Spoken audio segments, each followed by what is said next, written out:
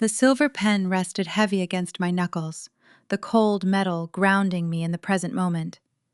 Across the polished mahogany table, 3 venture capitalists waited in silence. They wore bespoke navy suits and expressions of calculated patience. The Bethesda skyline stretched out beyond the floor-to-ceiling windows, a grid of high-powered defense contractors and federal hubs humming in the late afternoon sun. Below us, the Maryland traffic moved in endless silent ribbons.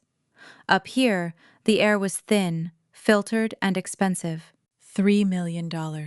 That was the number printed on the thick, cream-colored Series A term sheet for Chesapeake Blue, the biotech data firm I had built from nothing over the last 2 years.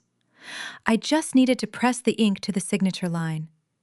My pulse tapped a steady rhythm against my collarbone.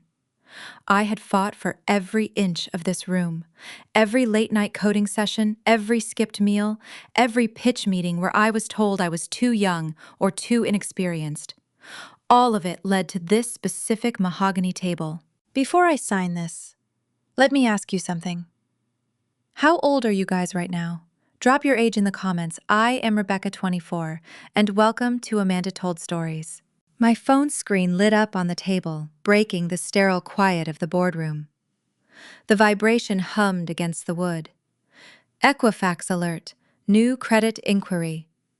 I glanced down, expecting a routine background check flag from the investors. They often ran last-minute sweeps before finalizing wire transfers. Instead, the digits on the screen chilled my blood, stopping my hand entirely. Amount, $150,000. Loan type, emergency commercial bridge. Applicant, Rebecca Spencer. Guarantor, Nancy Spencer. My mother. She was trying to steal my identity, leveraging my pristine credit score while I sat blocks away from securing my own future. My chest tightened. The expensive espresso scent of the boardroom faded, replaced instantly in my mind by the suffocating smell of vanilla candles and stale beer. 2 years ago. The Annapolis living room. I had just walked through the front door, dead tired from pulling a 12-hour shift at a data analytics lab. My entry-level salary barely covered my student loans and the rent. I faithfully paid my parents on the first of every month, but it was a foot in the door. My shoulders ached, my eyes burned from staring at code, and all I wanted was a hot shower. Instead, I found my father, Howard, standing by the brick mantel. Nancy sat on the beige sofa, her legs crossed tightly. Between them stood Brittany, my younger sister, clutching a pristine piece of paper to her chest like a shield. It was a cashier's check. $1 million. Howard smoothed the front of his golf shirt, his chin tilted up in a posture of practiced pride. He did not look at me when he spoke. His eyes remained locked on Brittany, gleaming with a kind of admiration I had never received. "We remortgaged the house," he said. The words hung in the warm air of the living room, heavy and absurd. I dropped my work bag. It hit the hard wood with a heavy thud, the sound echoing down the hallway. But no one flinched. "You remortgaged the house?" I repeated, my voice tight, trying to untangle the logic. "Your retirement. The house is paid off. Why would you do that?" Nancy waved a hand in my direction, her manicured nails catching the lamplight. "It is an investment in family, Rebecca. You would not understand. You do not have an entrepreneurial bone in your body. Brittany has a vision. A luxury wellness brand. This is her seed capital." Brittany smiled a slow, self-satisfied curve of her lips. She traced the printed zeros on her check. She was 22, fresh out of a communications degree she barely finished, and had never held a job that required an early alarm. Her vision consisted of scrolling through social media, analyzing influencer trends, and buying things she could not afford. Then Howard turned to me. The pride drained from his face, leaving behind a cold, logistical flatline. "Brittany needs a staging area for her inventory," he stated, his tone shifting to a business manager issuing a directive. "A creative headquarters. We need you out by Sunday." My lungs forgot how to pull in air. Sunday. That is 48 hours from now.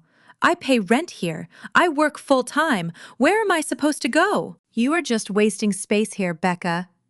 Brittany chimed in, tossing her blonde hair over her shoulder. You just stare at spreadsheets all day. You can do that anywhere. My brand needs an aesthetic workspace.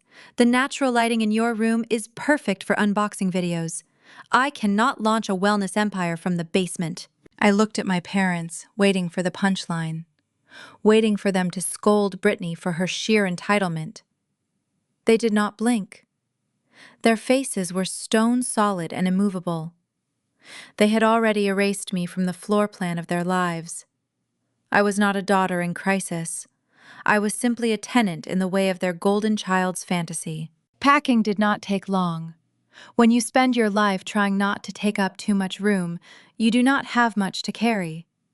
2 duffel bags of clothes, my laptop, a cardboard box of biotech textbooks. I dragged the bags down the hallway, the fabric scraping against the wood. Every scrape felt like a final severing of a tie I thought would hold forever. As I passed the kitchen, a sharp clatter echoed off the tile floor, startling me. I paused in the doorway. Nancy stood by the island counter.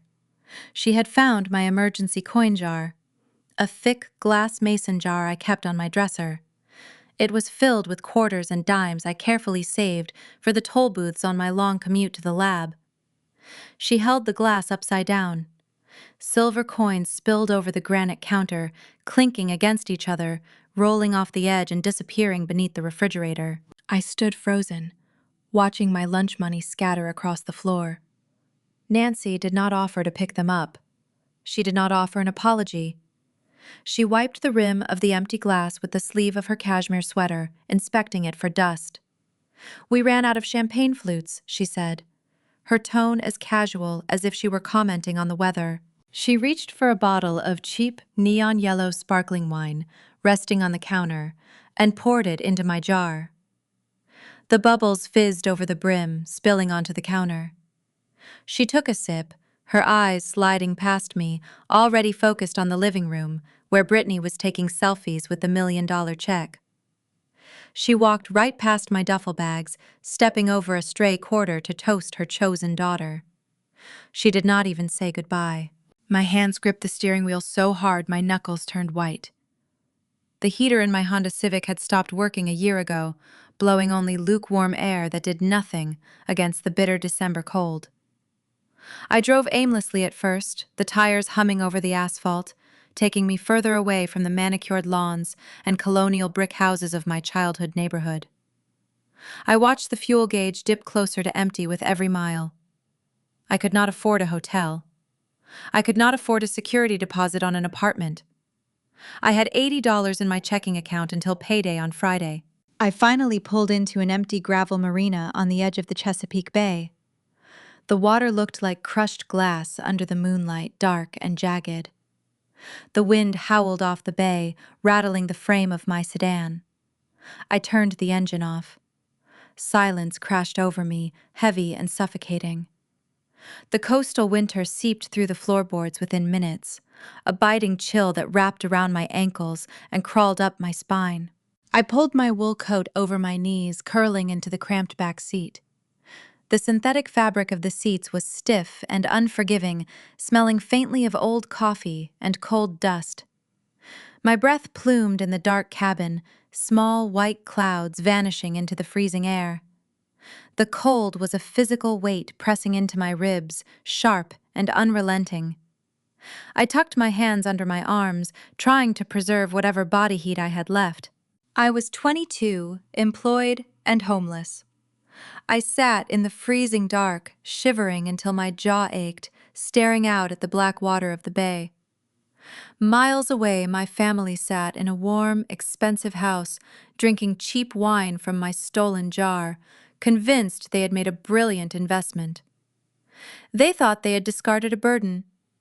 They had no idea they had just handed me the exact fire I needed to build my own empire. Morning arrived, not with sunlight, but with a pale gray haze creeping through the frost on the windshield.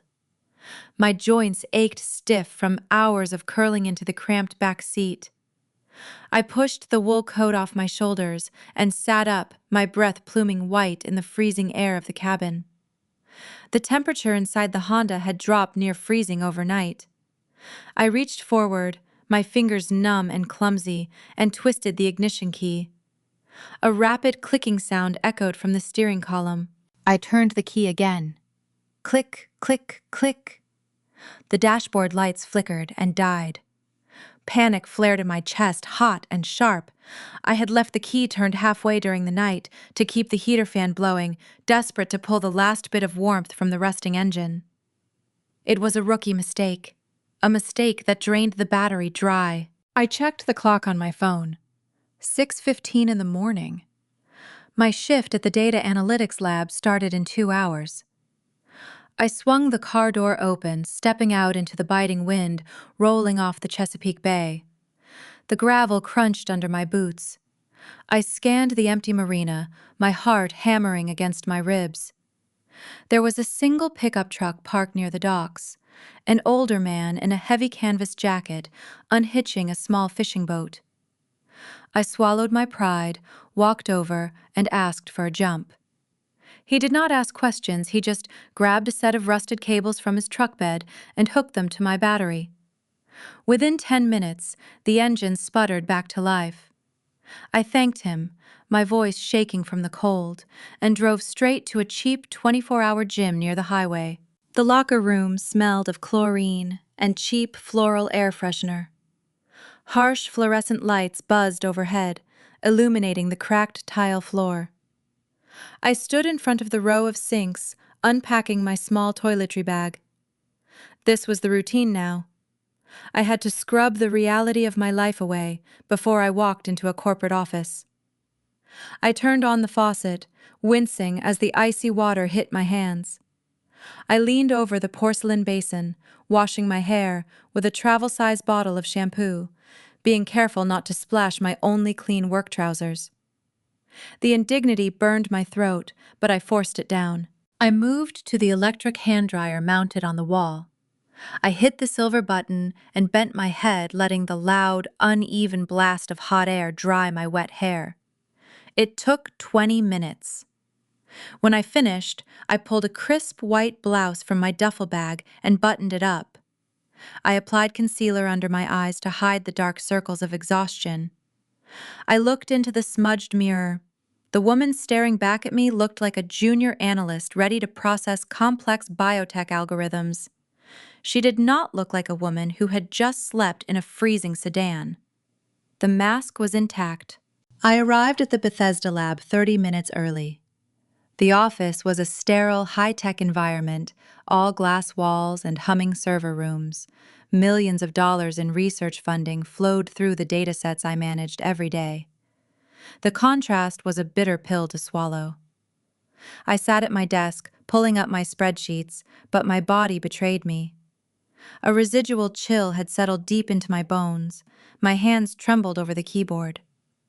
I tried to press my knees together to stop the shivering, hiding my discomfort behind the dual monitors. Felix sat one cubicle over. He was a senior analyst, a quiet guy, with sharp eyes who usually kept his headphones on and his head down. He walked past my desk on his way to the break room. 10 minutes later, he returned. He did not say a word. He just placed a steaming paper cup on the edge of my desk. The scent of dark roast coffee drifted up. I looked at the cup, then up at him. He gave a curt nod. "You looked like you needed it," he said, his voice low. I wrapped both hands around the paper cup, letting the heat soak into my freezing palms. "Thank you," I whispered. It was a small gesture, a tiny pebble of kindness in a world that felt increasingly hostile. It grounded me, giving me just enough strength to focus on the numbers scrolling across my screen. By noon, the lab quieted down for the lunch hour. I stood at my desk, eating a stale granola bar from my purse. I unlocked my phone to check my emails, but a notification banner caught my eye. Instagram. Brittany had posted a new story. I tapped the circle around her profile picture, unable to look away. The video filled my screen. Brittany was twirling in the center of what used to be my bedroom. The walls were freshly painted a stark, blinding white. A crushed velvet chaise lounge sat in the corner, next to a sleek marble desk imported from an expensive catalog. A gold-rimmed ring light illuminated her face as she smiled into the camera. "Manifesting my dream life," she wrote across the video in looping pink text. "Day one of building my wellness empire. So grateful for my amazing parents who believe in my vision." She panned the camera to show a stack of branded shipping boxes empty and waiting for inventory. She wore a designer silk matching set that cost more than my monthly car payment. I watched her parade around a room funded entirely by our parents remortgaging the house that took them 30 years to pay off. There was no business plan in that room. There was no product. There was only a funded delusion, a vanity project built on the ashes of my eviction. I did not feel jealous. I felt a cold, clinical clarity. I was looking at a financial sinkhole. I closed the app, tossing my phone onto the desk. I needed to get back to work. I needed to figure out a way to pay for a security deposit on an apartment before the winter storm season hit Maryland. The phone buzzed against the desk, a text message. I picked it up. It was from Nancy. The message did not ask where I slept last night. It did not ask if I was safe or warm or fed. "Brittany needs $500 for her LLC filing fees and state permits," the text read. "Transfer it to my account by the end of the day. Family supports family. We expect you to do your part." I read the words 3 times. The audacity knocked the breath right out of my lungs. They had thrown me into the snow 48 hours ago. They had drained their retirement to hand my sister $1 million. Now, because Brittany had likely blown her initial cash on velvet couches and silk pajamas instead of legal fees, my mother was demanding my last paycheck. Family supports family. The phrase tasted like poison. They used that word as a weapon, a chain designed to keep me bound to their endless demands while they handed the rewards to someone else. I thought about the freezing wind off the bay. I thought about washing my hair in a public sink. I thought about the sheer panic of turning a key and hearing a dead battery. My thumbs hovered over the digital keyboard. A year ago, I would have sent the money. I would have drained my own account, desperate to buy a fraction of their approval. Desperate to prove I was a good daughter. Not today. I typed 2 letters. N-O. I hit send. I did not add an explanation. I did not type an apology. I just sent the single syllable and set the phone face down on my desk. My heart hammered a frantic rhythm against my ribs, waiting for the inevitable explosion. I had just drawn my first boundary in 24 years. I had locked a door they were used to kicking open. The silence that followed was heavy, thick with the promise of retaliation. I turned my attention back to the biotech data on my screen, knowing the war had just begun and they were already looking for a new way to break into my life. The silence that followed my single-word text message was not peaceful. It was tactical. I spent the rest of Monday waiting for my phone to light up with an angry barrage of demands, but the screen remained dark. Tuesday morning arrived with the same brutal routine. Another night contorted in the freezing backseat of the Honda. Another desperate 20 minutes under the harsh hand dryer in the gym locker room. Another quiet cup of coffee left on my desk by Felix. I drank the dark roast in silence, letting the caffeine shock my exhausted system into functional awareness. My fingers flew across the keyboard, writing queries to extract predictive models for agricultural yields. I loved the raw data. Numbers did not manipulate you. Spreadsheets did not play favorites or evict you into the snow. They just told the truth. At 10:15, the heavy silence broke. It was not my personal cell phone that rang. It was the direct line on my desk, a secure corporate extension reserved strictly for internal lab personnel and high-tier vendors. I picked up the receiver, pinning it between my shoulder and my ear. Rebecca Spencer, Data Analytics, I answered, my tone crisp. A deep, hesitant voice echoed through the speaker. Rebecca, this is Elias Thorne over at Chesapeake Extracts. I hate to bother you on your direct line, but I am looking at a purchase order that just came across my desk, and the underwriting details are throwing red flags in our accounting department. My posture straightened. Chesapeake Extracts was one of the premier botanical suppliers in Maryland, providing organic kelp and specialized marine extracts for high-level bioresearch. They were a cornerstone vendor for our laboratory. I frowned, pulling up my internal procurement dashboard. I do not have any pending orders with your facility this quarter, Elias. What is the invoice number? He cleared his throat, sounding incredibly uncomfortable. The invoice is not from your procurement division. The company name is Spencer Wellness. The buyer is listed as a Brittany Spencer. She submitted a request for 200 pounds of refined botanical oils, and under the financial guarantor section, she listed your name and your laboratory as the corporate underwriter. She told my sales rep that her luxury brand was a subsidiary of your firm. The air vanished from my lungs. The humming server towers in the background faded into white noise. A cold, heavy dread dropped straight into my stomach. I closed my eyes, piecing the nightmare together. My sister did not know anything about marine biology or premium botanical suppliers. She did not network. She did not research. But she did have access to something incredibly dangerous. 5 years ago, my father had set up a shared family cloud account to monitor our data usage and share photo albums. I had never bothered to log out of it on my old devices.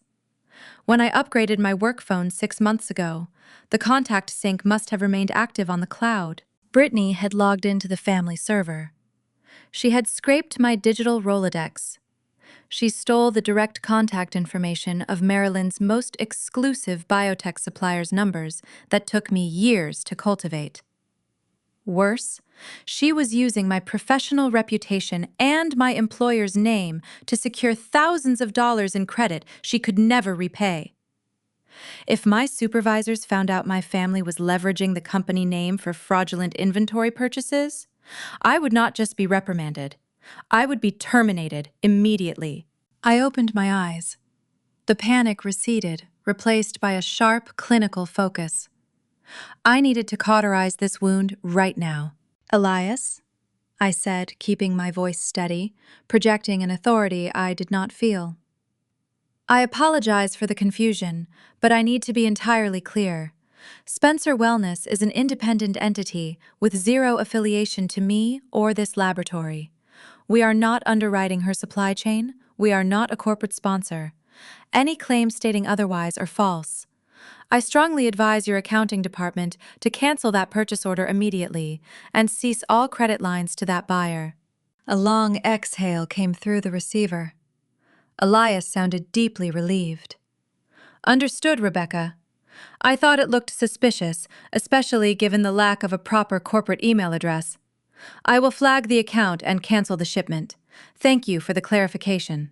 The line clicked dead. I placed the receiver back on the cradle. My hands were shaking so hard I had to press them flat against the laminated wood of my desk. I had stopped the disaster, but the betrayal stung with fresh intensity. They were not just content with taking my childhood bedroom. They were actively mining my professional life to fund her delusions. 10 minutes later, the desk phone rang again. I assumed it was Elias calling back with a follow-up question. I picked it up without checking the caller ID. Spencer Analytics. You selfish, ungrateful little brat, the voice hissed through the line, sharp and venomous. It was Howard. My father had bypassed my cell phone, knowing I would probably ignore it, and called the corporate directory to demand my desk extension. My throat tightened. How did you get numbers? Do you have any idea what you just did? He screamed, ignoring my question. The sheer volume forced me to pull the receiver an inch away from my ear. Brittany just got off the phone with her primary vendor. They canceled her entire inaugural order. They blacklisted her LLC. She is crying in the kitchen right now because you deliberately sabotaged her launch. I did not sabotage anything, I shot back, keeping my volume low so Felix would not hear over the cubicle wall. She stole my proprietary contacts.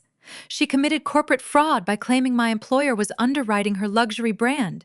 If my boss finds out, I lose my job. I lose my only income. You do not care about anyone but yourself, Howard snarled. His voice was ragged, dripping with a terrifying, irrational rage. Your sister is trying to build a business. She needed a character reference. All you had to do was vouch for her, but instead, you go out of your way to ruin her dream out of pure, spiteful jealousy. It is not jealousy, it is the law, I whispered fiercely, my fingernails digging into the edge of the desk. You cannot use a biotech laboratory to secure credit for unbranded bath oils. I do not care about your technical excuses, he interrupted. Listen to me very carefully, Rebecca. You are going to pick up this phone call that vendor back, and you are going to endorse your sister. You will tell them it was a misunderstanding and secure her inventory. I will do no such thing. The line went dead quiet for 3 seconds. When he spoke again, the screaming was gone. His tone dropped into a cold, measured threat that sent a shiver straight down my spine. I know exactly where your building is, Rebecca. I know you work in the South Tower on the 3rd floor. If you do not fix this by noon, I will drive to Bethesda. I will walk into your pristine glass lobby. I will demand to speak to your department head, and I will make such a humiliating scene that security will have to drag me out. We will see how much you love your precious job when your managers are watching your own father expose you as a liar and a saboteur in front of the entire company. Do not test me. The dial tone blared in my ear. I sat frozen in my ergonomic mesh chair. The walls of the cubicle felt like they were closing in. He meant it. He would actually do it. Howard possessed a terrifying lack of shame when it came to protecting Brittany. He would gladly march into a federal contracting hub and torch my reputation just to secure a shipment of essential oils for his golden child. I looked at the clock on my computer monitor. 11 in the morning. I had 1 hour before he potentially showed up. A frantic energy seized my limbs. I could not call Elias back. I would never compromise my integrity for their fraud. But I could not let my father destroy the only sanctuary I had left. I stood up, grabbing my security badge. I walked directly to the front reception desk located near the elevator banks. The security guard, a retired state trooper named Marcus, looked up from his visitor log. I leaned over the high counter. I need to register a restricted individual, I said, my voice remarkably calm considering the panic warring in my chest. My father might attempt to enter the building today to cause a domestic disturbance. He is not authorized to pass the turnstiles. If he shows up, do not call my department. Call the local police. The guard noted my rigid posture and the pale color of my face. He nodded slowly, pulling out a specific incident form. Give me his name and a physical description, Miss Spencer.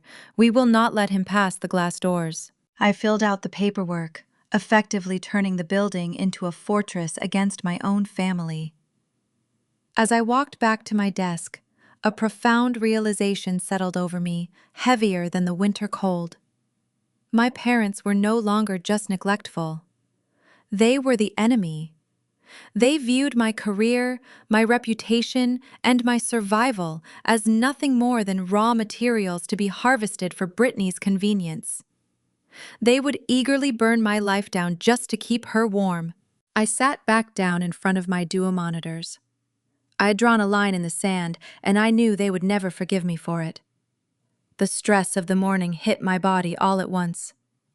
A sharp, burning tickle started deep in the back of my throat.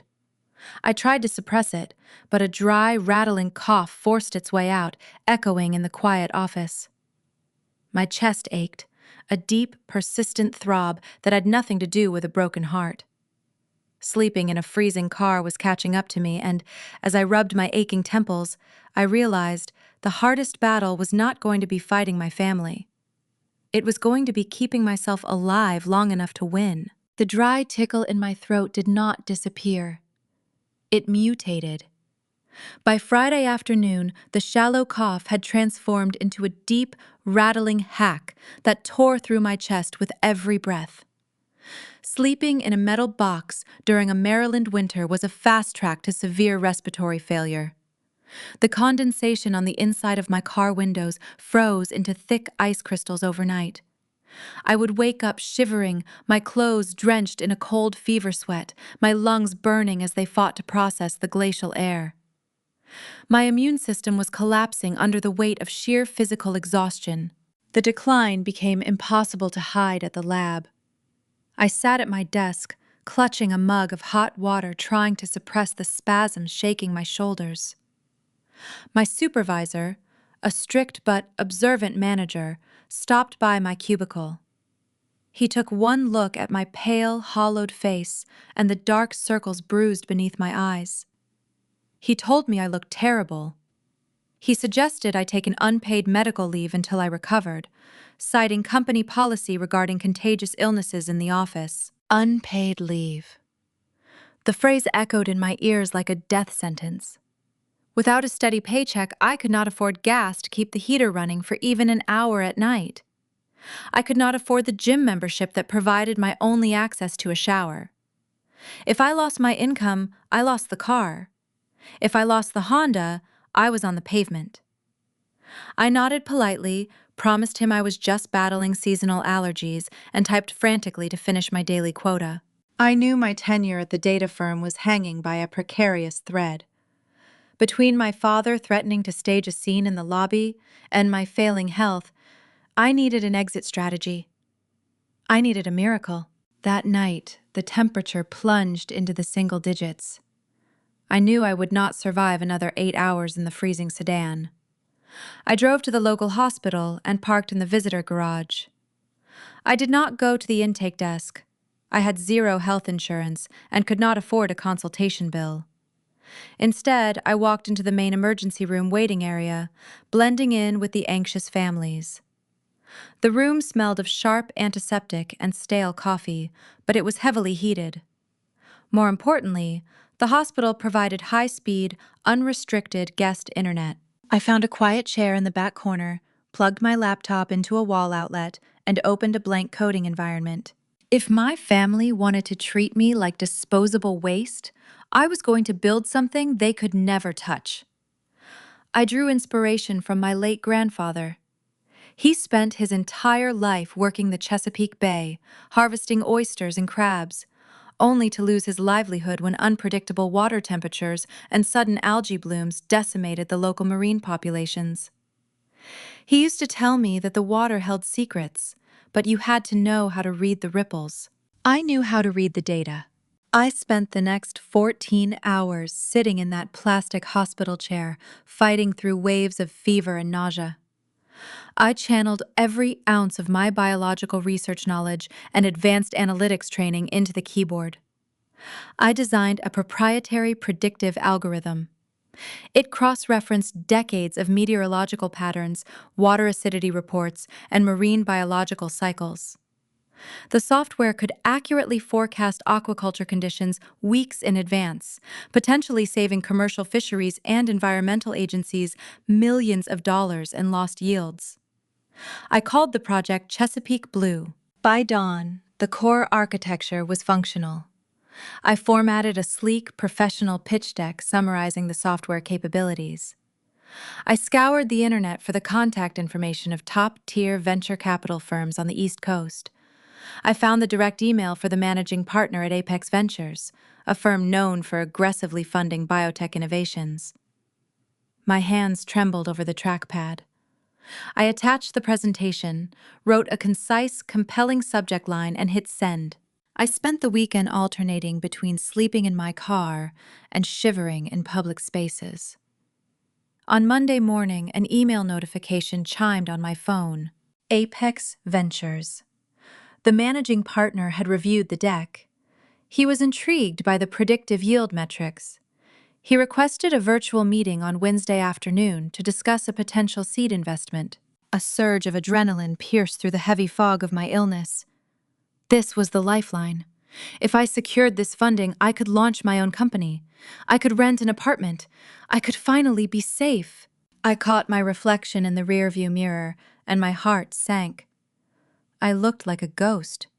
My skin was ashen, my lips were cracked, and the only professional clothes I owned were deeply wrinkled from acting as my blankets. I checked my banking app. I had exactly $24.50 left to my name. I drove the Honda to a discount thrift store on the edge of town. The fluorescent lights buzzed overhead as I navigated the crowded racks, my chest tightening with another impending coughing fit. I held my breath, pushing through the urge, scanning the hangers for anything that projected authority. I found a structured navy blue silk blouse tucked between faded sweaters. It was classic, sharp, and immaculate. I checked the price tag, $18. I purchased the blouse and spent $3 of my remaining dollars on a bitter black tea to coat my raw throat. Wednesday arrived with a fresh layer of snow covering the Maryland roads. I booked a private study room at the Bethesda Public Library, utilizing their stable broadband connection and quiet atmosphere. I changed into the silk blouse in the public restroom, splashing cold water on my flushed cheeks to bring down the fever radiating from my skin. I applied a thin layer of borrowed lipstick, smoothed my hair, and walked into the glass-walled study pod. I opened my laptop and clicked the meeting link. 3 men appeared on the screen. They sat in a luxurious wood-paneled office overlooking a city skyline. They radiated wealth, confidence, and immense power. I sat in a plastic library chair, silently praying my lungs would hold together for just 30 minutes. The lead investor did not waste time with pleasantries. He dove straight into the mechanics of my algorithm, questioning the validity of my datasets and the scalability of the software. I answered every challenge with sharp, unyielding precision. I broke down the statistical margins of Chesapeake oyster yields, explaining exactly how my predictive models mitigated environmental risks. Midway through my explanation of the revenue projections, a horrific tickle erupted in my chest. I felt the spasm rising sharp and unavoidable. I quickly tapped the mute button on the screen, turned my head, and coughed into my sleeve. The force of it rattled my ribs, bringing tears to my eyes and a metallic taste to my mouth. I grabbed my water bottle, took a frantic, burning swallow, and forced my breathing to steady. I turned back to the camera, plastered a calm smile on my face, and unmuted the microphone. As I was saying, the primary revenue stream operates on a tiered licensing model for commercial fisheries. I continued, my voice slightly raspy but unwavering. I repeated this agonizing dance 4 times during the pitch. Mute cough, swallow the pain, unmute project flawless confidence. I refused to let them see weakness. I refused to let my fragile physical state undermine the brilliance of the code I had built. When the presentation concluded, a heavy silence fell over the virtual meeting. The lead investor leaned back in his leather chair, steepling his fingers. He looked at his partners, then back at the camera. "Rebecca," he said, his tone shifting from skeptical to deeply respectful. "We see hundreds of pitches a year. Very few founders understand the intersection of raw data and practical environmental application the way you just demonstrated. We are extremely interested in moving forward to discuss a Series A term sheet." My breath caught. The relief washed over me so intense it made my head spin. "Thank you," I managed to say, keeping my professional mask firmly in place. "We need to enter our formal due diligence phase," he continued. "Please forward your business operating agreement and your personal background tax transcripts for the last 3 years to my legal team by tomorrow morning. We just need to verify your financial history before we direct the contracts. I agreed, immediately closed the laptop, and rested my forehead against the cool surface of the library table. I had done it. I had beaten the winter, the illness, and the odds. I was going to be a chief executive officer. I reopened my browser and navigated to the Federal Revenue Portal to download my tax transcripts. I typed in my Social Security number, verified my identity, and requested the comprehensive financial history required by the investors. The system generated a secure document. I clicked the file, waiting for the standard rows of modest entry-level income to appear. The page loaded. My eyes scanned the black text moving past my basic W-2 wages, scrolling down to the declared assets section. I stopped. The breath left my body in a sudden, violent rush. Listed directly beneath my name was a massive capital gains withdrawal. An immense sum of money removed from an educational trust fund I did not even know existed. A trust fund legally designated to my Social Security number, drained entirely just days before my parents handed my sister her $1 million check. And at the bottom of the digital record, clear as day, was a digital copy of the transfer authorization slip bearing a forged signature that looked exactly like mine. The glowing screen of the library computer burned the forged signature into my vision. I stared at the digital loop of the R and the sharp slant of the S. It was close. A decent facsimile practiced enough to pass a cursory glance by a disinterested bank teller, but missing the slight leftward hook I always put at the end of my name. A heavy, sick feeling blossomed in the pit of my stomach, thick and rancid. My Aunt Clara had passed away when I was 16. She was a fiercely independent woman, a commercial real estate agent who never had children of her own. We were close. She used to tell me that education was the only armor a woman truly owned. I always knew she intended to leave me something, but my parents had told me the estate was tied up in probate, consumed entirely by medical debts and reverse mortgages. I believed them. I had no reason to question them. Until right now. According to the federal tax transcript glowing under the harsh fluorescent lights of the library, the trust fund had contained just over $300,000 earmarked explicitly from my graduate education. It was released on my 21st birthday. The withdrawal date listed on the document was exactly 5 days before my parents handed Brittany the $1 million cashier's check. They did not just remortgage their house. They stole my armor to buy my sister a vanity project. The library walls felt like they were shrinking. The quiet rustle of pages turning around me sounded like a deafening roar. I did not scream. I did not cry. A cold, absolute detachment settled over my bones, pushing the fever down, overriding the bronchitis. I downloaded the tax transcripts and the forged withdrawal slip to an encrypted flash drive. I closed my laptop, packed my bag, and walked out into the Maryland snow. I did not go to the police. Not yet. I needed strategy, not vengeance. I drove straight to the law offices of Sterling and Vance in downtown Baltimore. They were a mid-sized corporate litigation firm known for being ruthlessly efficient. I sat in a leather wingback chair across from a senior partner named Julian Davis, a man with silver hair and eyes that missed nothing. I slid the flash drive across the polished oak desk, ignoring the dry rattle in my chest. "Review the documents in the root folder," I said, my voice tight. "I need to know my options for immediate asset recovery." Julian plugged the drive into his terminal. He scanned the tax transcripts and the withdrawal authorization. He did not speak for 5 solid minutes. When he finally looked up, his expression was entirely professional, masking what I assumed was deep pity. "This is a textbook breach of fiduciary duty coupled with Class 2 felony forgery," he stated flatly. "The paper trail is undeniable, Miss Spencer. Your parents, acting as the custodians of the minor trust, authorized a fraudulent disbursement upon your majority age." "Can we freeze the accounts?" I asked, leaning forward.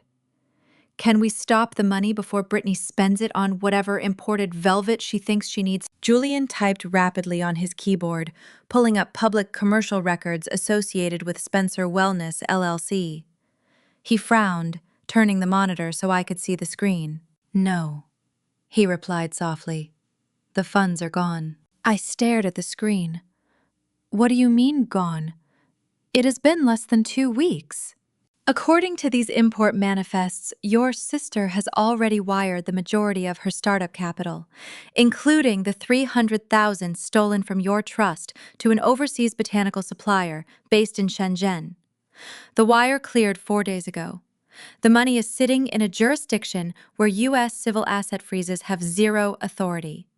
We cannot touch it." The air in the office went stagnant. Gone. My graduate degree, my safety net, shipped across the ocean for unbranded bath oils.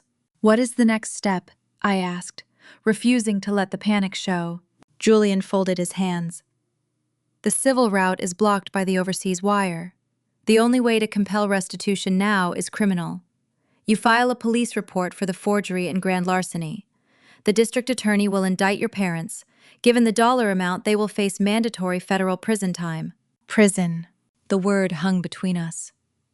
I closed my eyes, a sharp pain shooting through my temples. My parents were toxic, manipulative, and profoundly selfish. But visualizing them in handcuffs being loaded into the back of a federal transport van made my stomach turn. More importantly, a criminal trial would consume my life. It would require endless depositions, court appearances, and media scrutiny. Apex Ventures was waiting for my clean background check. If a pending felony fraud case involving my immediate family surfaced during their due diligence, they would pull the $3 million Series A term sheet instantly. Investors did not fund founders tangled in messy public family embezzlements. I could not afford the distraction of putting them in prison. It would cost me my own empire. "I will handle this privately for now," I told Julian, standing up. "Draft a formal demand letter. Detail the timeline of the forgery, acknowledge the overseas wire, and state clearly that I am holding the criminal charges in abeyance pending their absolute compliance with my future directives. I want them to know that I know." I left the law office and drove back to Annapolis. I sent a simple text message to Nancy. "Meet me at the Marina coffee shop in 30 minutes. Alone." She was sitting in a booth near the window when I walked in, sipping a highly customized latte. She wore a pristine cashmere sweater, her hair perfectly styled. She looked like a woman without a single care in the world. I slid into the booth across from her. I did not take off my coat. "What is this about Rebecca?" she asked, her tone dripping with bored condescension. "If this is about the rent money, I told you family supports family. You need to stop being so dramatic." I reached into my bag, pulled out a manila folder, and slid it across the table. "Open it," I commanded. Nancy sighed, annoyed by the instruction, and flipped the cover open. Her eyes landed on the tax transcript first, then the forged withdrawal slip. I watched the exact moment her reality shattered. The blood drained entirely from her face, leaving her foundation looking like a pale mask. Her hand began to tremble, rattling the heavy ceramic coffee mug against the saucer. "You drained Clara's trust," I said, my voice barely above a whisper, keeping the fury locked behind a wall of ice. "You forged my signature and stole $300,000 to buy Brittany overseas inventory." Nancy's mouth opened and closed silently, like a fish out of water. She looked around the coffee shop, terrified someone was listening. "Becca, please," she hissed, leaning over the table. "You have to understand. Brittany needed the capital to be a CEO. You only needed books. You can get a student loan." A student loan. She justified stealing my future because she deemed me less worthy of investment than the daughter who wanted to play pretend on the internet. I did not scream. I did not cry. The anger burned out, leaving only a cold, calculating void. "The money is gone," I stated flatly. I know you wired it to Shenzhen. I also know that if I take this folder to the precinct down the street, you and Howard will spend the next 10 years in a federal penitentiary for grand larceny and wire fraud. Nancy gasped, her hand flying to her chest. You would not do that to your own mother. I leaned closer, my eyes boring into hers. I am not doing it today, Nancy, because unlike you, I have an actual company to run, and I do not have time to deal with your arraignment. I stood up, leaving the folder on the table. But make no mistake, the statute of limitations on felony fraud is 5 years. I hold your freedom in my hands now. If you ever contact my employer again, if you ever ask me for another dime, I will drop that file on the district attorney's desk before you can blink. I turned and walked out of the coffee shop, the bell above the door chiming lightly in my wake. I did not look back.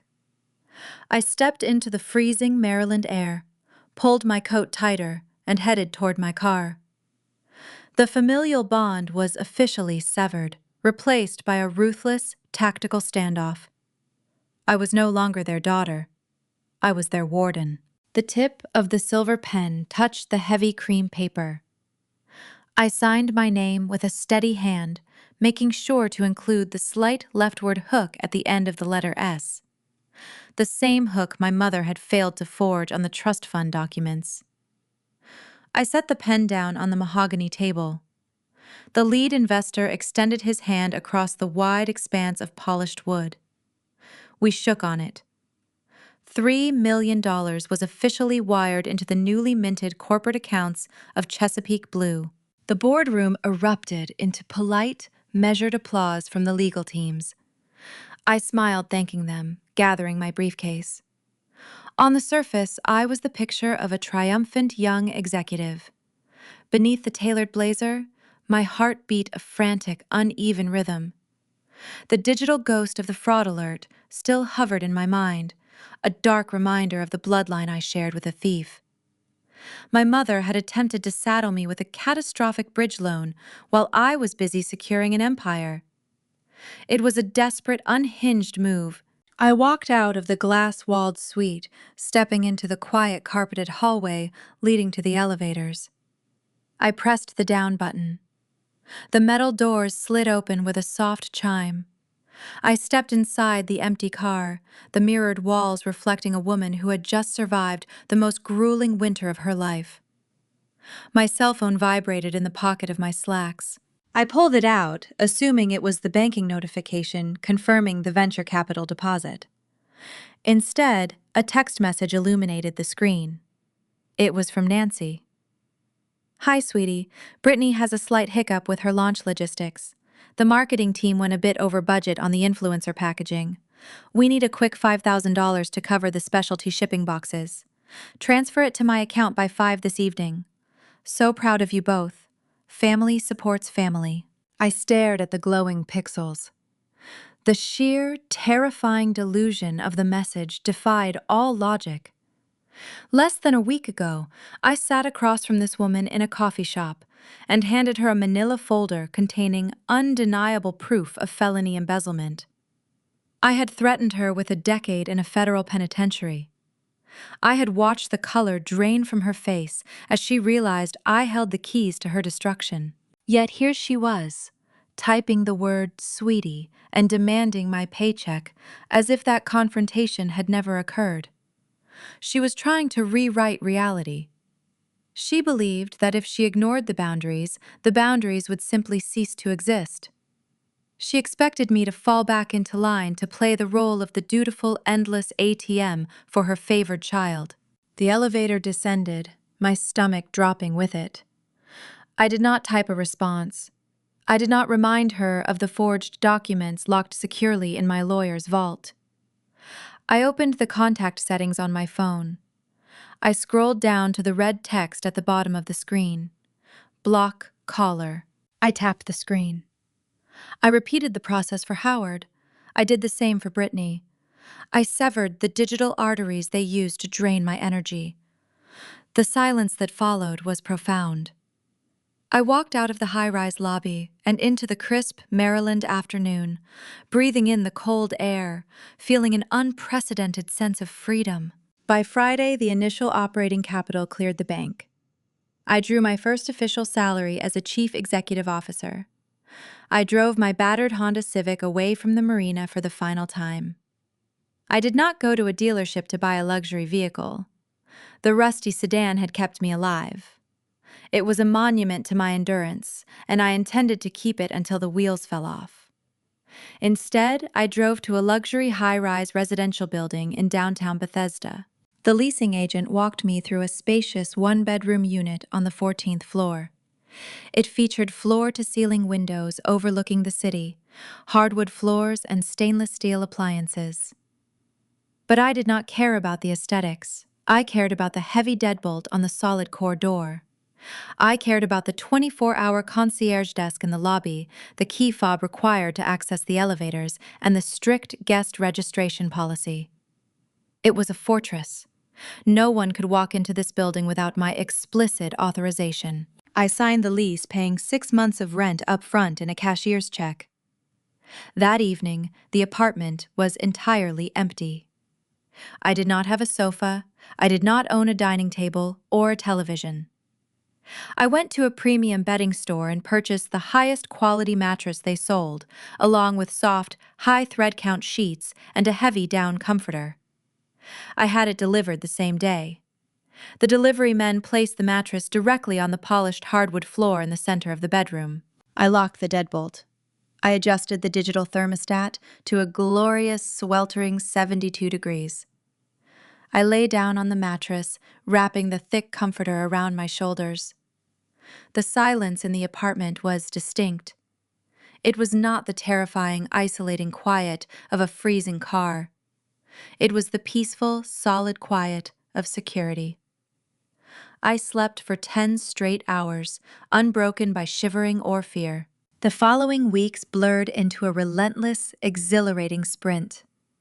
Chesapeake Blue transformed from a desperate hospital room code into a functioning corporate entity. I leased a modest commercial office space near the waterfront. I needed a lead data manager, someone with sharp analytical instincts and unquestionable loyalty.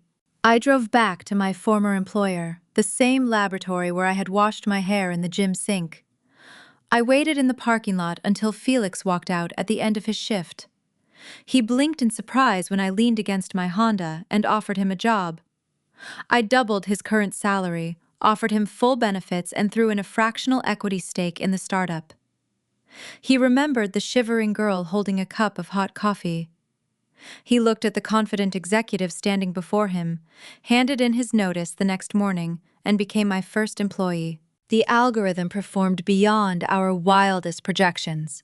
Commercial fisheries across the eastern seaboard subscribed to the software interface utilizing the predictive yield metrics to save hundreds of thousands of dollars in lost marine harvests. Revenue streams stabilized. The venture capitalists praised our early quarterly metrics. The business was scaling at a breathtaking pace. But as I built my empire in the sunlight, a dark shadow grew in Annapolis. I kept a silent, anonymous social media account solely to monitor Brittany's public feeds. It was a tactical necessity. I needed to know what the enemy was doing. Her launch day was fast approaching. She posted daily updates from her stark white bedroom studio, showcasing endless stacks of branded shipping boxes and vague inspirational quotes about wellness and purity. Yet, if you knew how to read the visual data, the signs of a catastrophic financial hemorrhage were obvious. The designer clothes she wore in her videos began to repeat. The background props looked cheaper. The manicured nails were grown out and chipped. The desperate text from Nancy asking for $5,000 had been a glaring red flag. The stolen trust fund money was running out, swallowed by the hidden costs of international shipping and vanity marketing. Brittany was days away from unleashing her luxury brand upon the world. She believed she was about to become a millionaire influencer. She had no idea that the overseas vendor she had blindly wired my stolen inheritance to was not a pristine botanical laboratory. I had run my own background check on the Shenzhen facility when I first discovered the wire transfer. I knew the truth about the unregulated chemicals brewing inside those glossy bottles. I sat on the floor of my warm, secure apartment, watching her latest video loop on my screen. She held up a frosted glass dropper bottle, promising her followers a miracle cure for their skin. She smiled, confident and radiant, entirely unaware that the ground beneath her feet was about to give way. The real tragedy was not that her business was doomed to fail. The tragedy was the toxic blast radius it would create when it finally exploded. The launch day of Spencer Wellness arrived on a crisp Tuesday morning. I knew the exact date and time because my anonymous social media account was flooded with the countdown graphics Brittany had been posting for weeks. I sat in my spacious corner office at Chesapeake Blue, sipping a macchiato, observing the spectacle unfold on my secondary monitor. She went live precisely at 9 o'clock. Brittany sat in the blinding white room that used to be my sanctuary, wearing a silk robe. She held up a line of frosted glass dropper bottles filled with a pale, cloudy liquid. She called it the Aurora Elixir. She spoke directly to the camera, her voice dripping with a practiced, breathy enthusiasm. She claimed the serum was a revolutionary blend of rare marine extracts and organic botanicals designed to reverse cellular aging. She told her eager followers that the initial inventory was strictly limited to create exclusivity. I watched the order counter tick upward on her website. 50 units, 200 units, 500 units sold within the first hour. She was charging $120 per bottle. I leaned back in my ergonomic leather chair, shaking my head. The raw data told a completely different story. When I first tracked the overseas wire transfer containing my stolen trust fund, I ran a comprehensive supply chain audit on the Shenzhen facility. They were not a premium botanical laboratory. They were a chemical surplus clearinghouse with a documented history of severe FDA import violations. They routinely cut expensive botanical extracts with industrial-grade solvents to maximize profit margins. My sister, armed with zero scientific literacy and an unearned $1 million, had essentially purchased thousands of bottles of highly reactive, unrefined chemical waste. I did not intervene. I did not send a warning. I simply closed the browser window and returned to analyzing the title datasets for my legitimate corporate clients. I knew the physics of a sinking ship. You do not stand near the edge when it is going down. The fallout was not immediate. It took 3 days for the expedited priority shipping to deliver the Aurora Elixir to the first wave of customers. On Friday afternoon, the explosion began. The first post appeared on a popular skincare forum. A young woman uploaded a series of horrifying selfies. Her cheeks and forehead were covered in angry, blistering red welts. The skin looked raw, as if it had been exposed to a corrosive agent. The caption was frantic. She stated the only new product she had introduced to her routine was the Spencer Wellness Aurora Elixir. By Saturday morning, the isolated post had mutated into a viral inferno. Hundreds of identical complaints flooded TikTok, Instagram, and Twitter. Videos surfaced of women crying holding up the frosted glass bottles, detailing severe chemical burns, allergic reactions, and localized swelling. The hashtag #SpencerWellnessBurn began trending nationally. Dermatology experts stitched the videos, warning the public that the cloudy appearance of the serum indicated the suspension had separated, a classic sign of cheap, unstable industrial solvents interacting with human skin. I watched the catastrophe unfold from the safety of my Bethesda apartment, drinking a glass of vintage Cabernet. My phone remained silent. My block list was holding strong. I felt a cold, sharp satisfaction watching the delusion crumble under the weight of empirical reality. Brittany panicked. Instead of issuing an immediate recall, pausing sales, or consulting a crisis management firm, she doubled down on her entitlement. She believed she could simply talk her way out of a chemical disaster. She posted a highly edited response video late Sunday night. She did not apologize. She sat in front of her marble desk wearing a somber beige sweater and attempted a catastrophic public relations spin. She looked directly into the camera, her eyes wide with manufactured innocence. I am heartbroken by the recent isolated reports regarding the Aurora elixir, she said. But I want to assure my loyal community that Spencer Wellness operates with the highest integrity. Unfortunately, we were betrayed.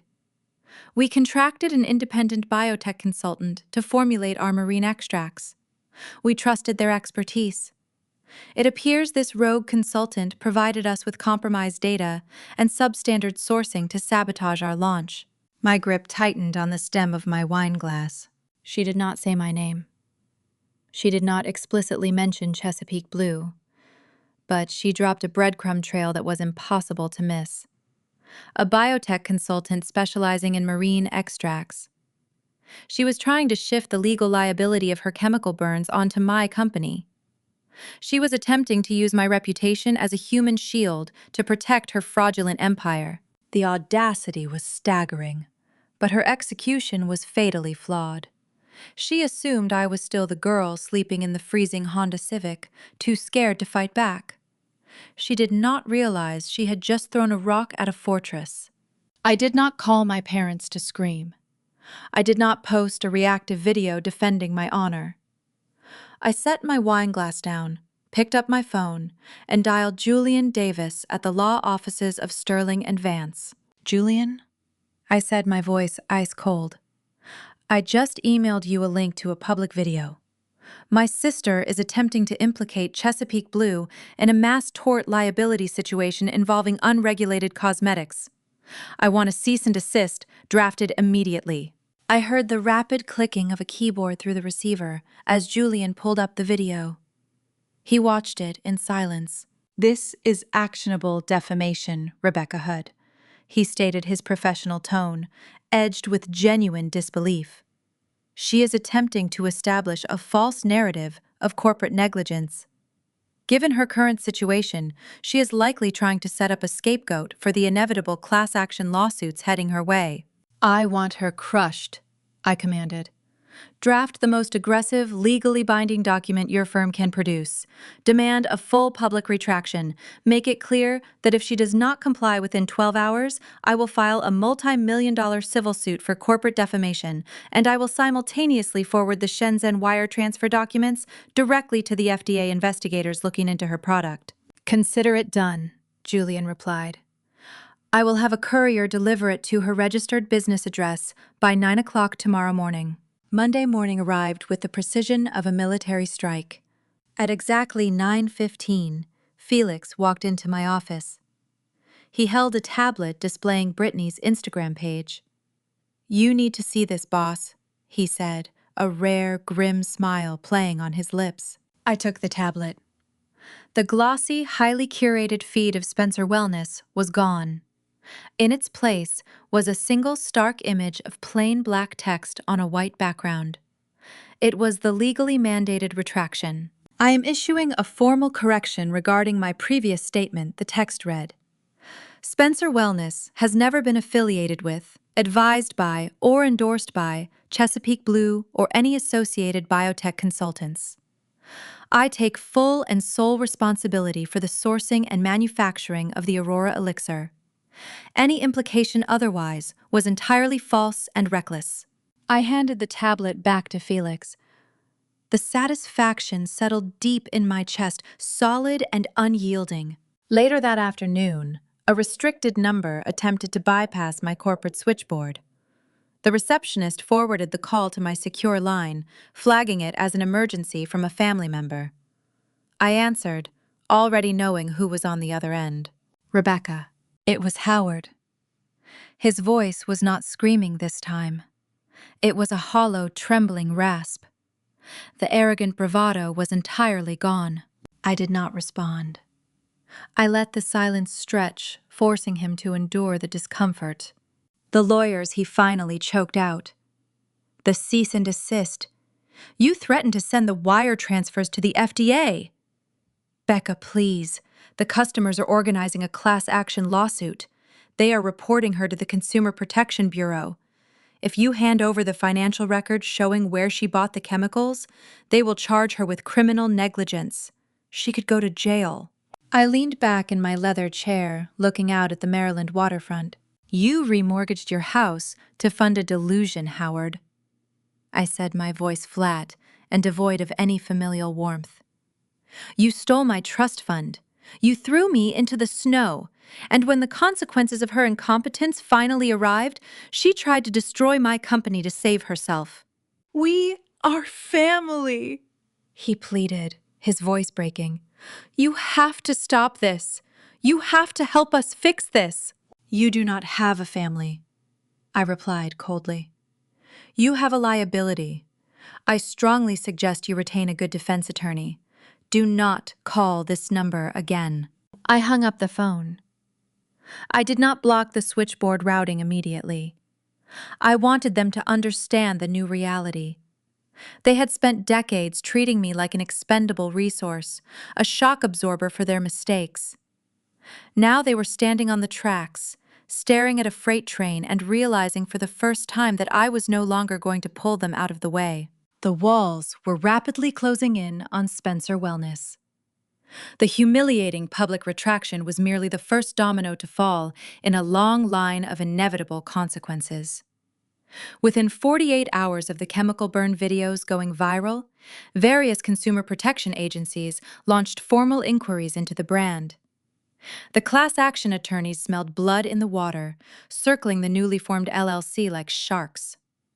The Shenzhen manufacturing facility abruptly stopped returning emails, vanishing into the murky depths of international trade loopholes. Brittany was trapped. Her inventory was worthless, her reputation was radioactive, and the legal fees were beginning to mount. Desperation is a dangerous catalyst.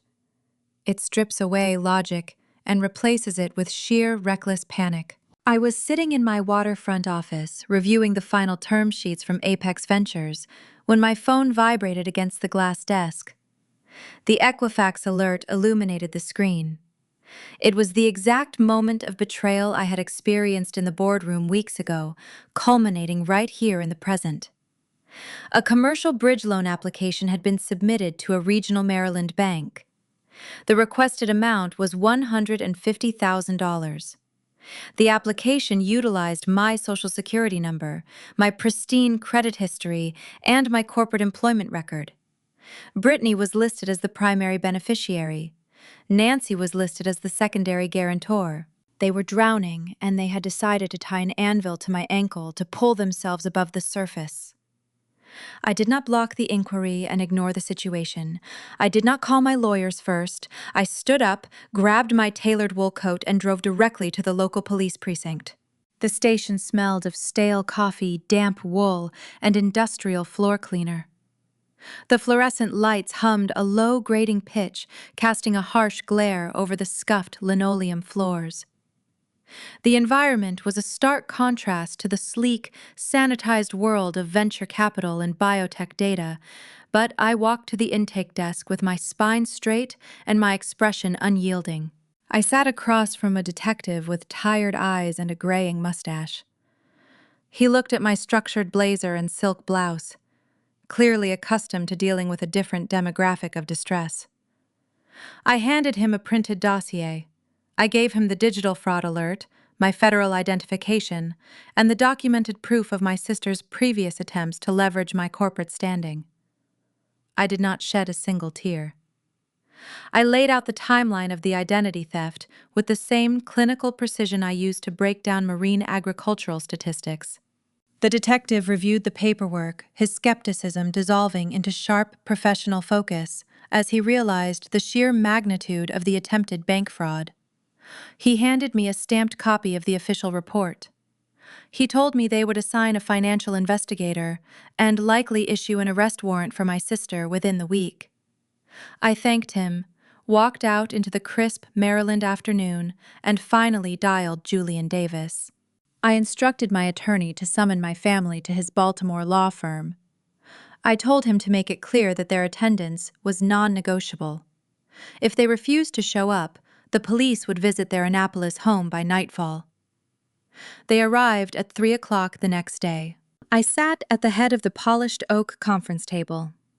Julian sat to my right, his posture rigid and commanding, wearing a charcoal suit that projected immense authority. The heavy wooden double doors swung open. Howard walked in first, followed by Nancy, and finally, Brittany. The physical transformation of my family was striking. The arrogant, untouchable posture that always defined my father was entirely absent. His shoulders slumped beneath a wrinkled suit jacket, his face pale and drawn. Nancy carried a designer handbag, but her hands gripped the leather straps so tightly her knuckles shone white. She refused to make eye contact with me. Brittany looked remarkably small. The glossy, confident influencer facade had melted away, leaving a terrified 22-year-old girl staring at the floor. Her designer clothes looked rumpled, her hair pulled back into a messy knot. Julian initiated the dialogue. He did not offer them water or pleasantries. He slid the stamped police report across the wide expanse of the table. The official seal of the Bethesda precinct gleamed under the recessed lighting. My sister tried to steal $150,000 using my federal identification, I stated, my voice echoing in the quiet room. My mother endorsed the fraudulent application. That constitutes a federal crime. Nancy gasped, bringing a trembling hand to her mouth. Howard reached for the document, his eyes scanning the formal charges. His face turned the color of wet ash. "You went to the police?" Howard whispered, the reality suffocating him. "You actually went to the authorities? You are trying to put your own sister in a jail cell?" I leaned forward, resting my forearms on the cool wood. "No, Howard. I am trying to run a legitimate biotech firm. Brittany committed a felony because she refuses to accept the consequences of her own incompetence. You enabled her. I'm simply holding the mirror up to her actions." Howard swallowed hard, his throat bobbing. "Becca, please. She was just trying to secure a legal defense fund. The lawsuits are bankrupting us. We thought we could pay the loan back before you ever found out." "You thought you could steal my financial identity and risk my company without a second thought?" I corrected him, keeping my volume low and dangerous. Julian opened a leather binder and extracted a thick stack of legal documents. He pushed them toward Brittany. "These are the terms of your continued freedom," I explained, maintaining a cold, unyielding gaze on my sister. "I have instructed the detective to pause the execution of the arrest warrant. I will hold the criminal charges in a state of suspended animation, but only if you sign those papers right now." Brittany looked up, her eyes wide with panic. "What are they?" "The first document is a comprehensive, legally binding confession," Julian answered, his tone smooth and lethal. "It details your exact methods for the attempted bank fraud, acknowledging your guilt without any caveats or excuses. The second document is an ironclad non-disclosure agreement. You will never speak Rebecca's name in public, you will never mention Chesapeake Blue, and you will never attempt to contact her vendors, her investors, or her employees." Brittany stared at the stark black text on the pages. Tears spilled over her eyelashes, landing silently on the paper. She looked at our parents, silently begging them to fix the nightmare, hoping Howard would summon his usual righteous anger to defend her. But Howard and Nancy were paralyzed. They had no money left to hire a high-powered defense attorney. They had no leverage to negotiate. They were entirely powerless, trapped in a room with the daughter they had discarded, realizing she now held their lives in her hands. "Sign it," Nancy choked out, her voice thin and ragged. "Just sign it, Brittany." My sister picked up the heavy silver pen Julian provided. Her hand shook so severely she could barely grip the metal barrel. The room was dead silent, save for the scratching of the nib against the thick paper. She scrawled her signature across every designated line, effectively signing away her remaining dignity and any future deniability. She pushed the stack of papers back across the table, burying her face in her hands, her shoulders heaving with silent sobs. I gathered the signed confession and the non-disclosure agreement. I slid them into a protective folder. I did not offer a single word of comfort. Comfort was a privilege reserved for people who did not try to destroy my survival. I stood up, buttoned my blazer, and walked out of the conference room, leaving my family to drown in the silence of their own making. I drove back to my waterfront office. The evening sun cast long golden shadows across the glass walls of my suite. I walked behind my desk and knelt beside the heavy steel safe bolted directly to the concrete floor. I spun the combination dial, inputting the secure numerical code. The thick metal door swung open with a smooth, heavy glide. I placed the signed felony confession inside the vault, resting it next to the encrypted flash drive containing the forged trust fund documents. I closed the safe.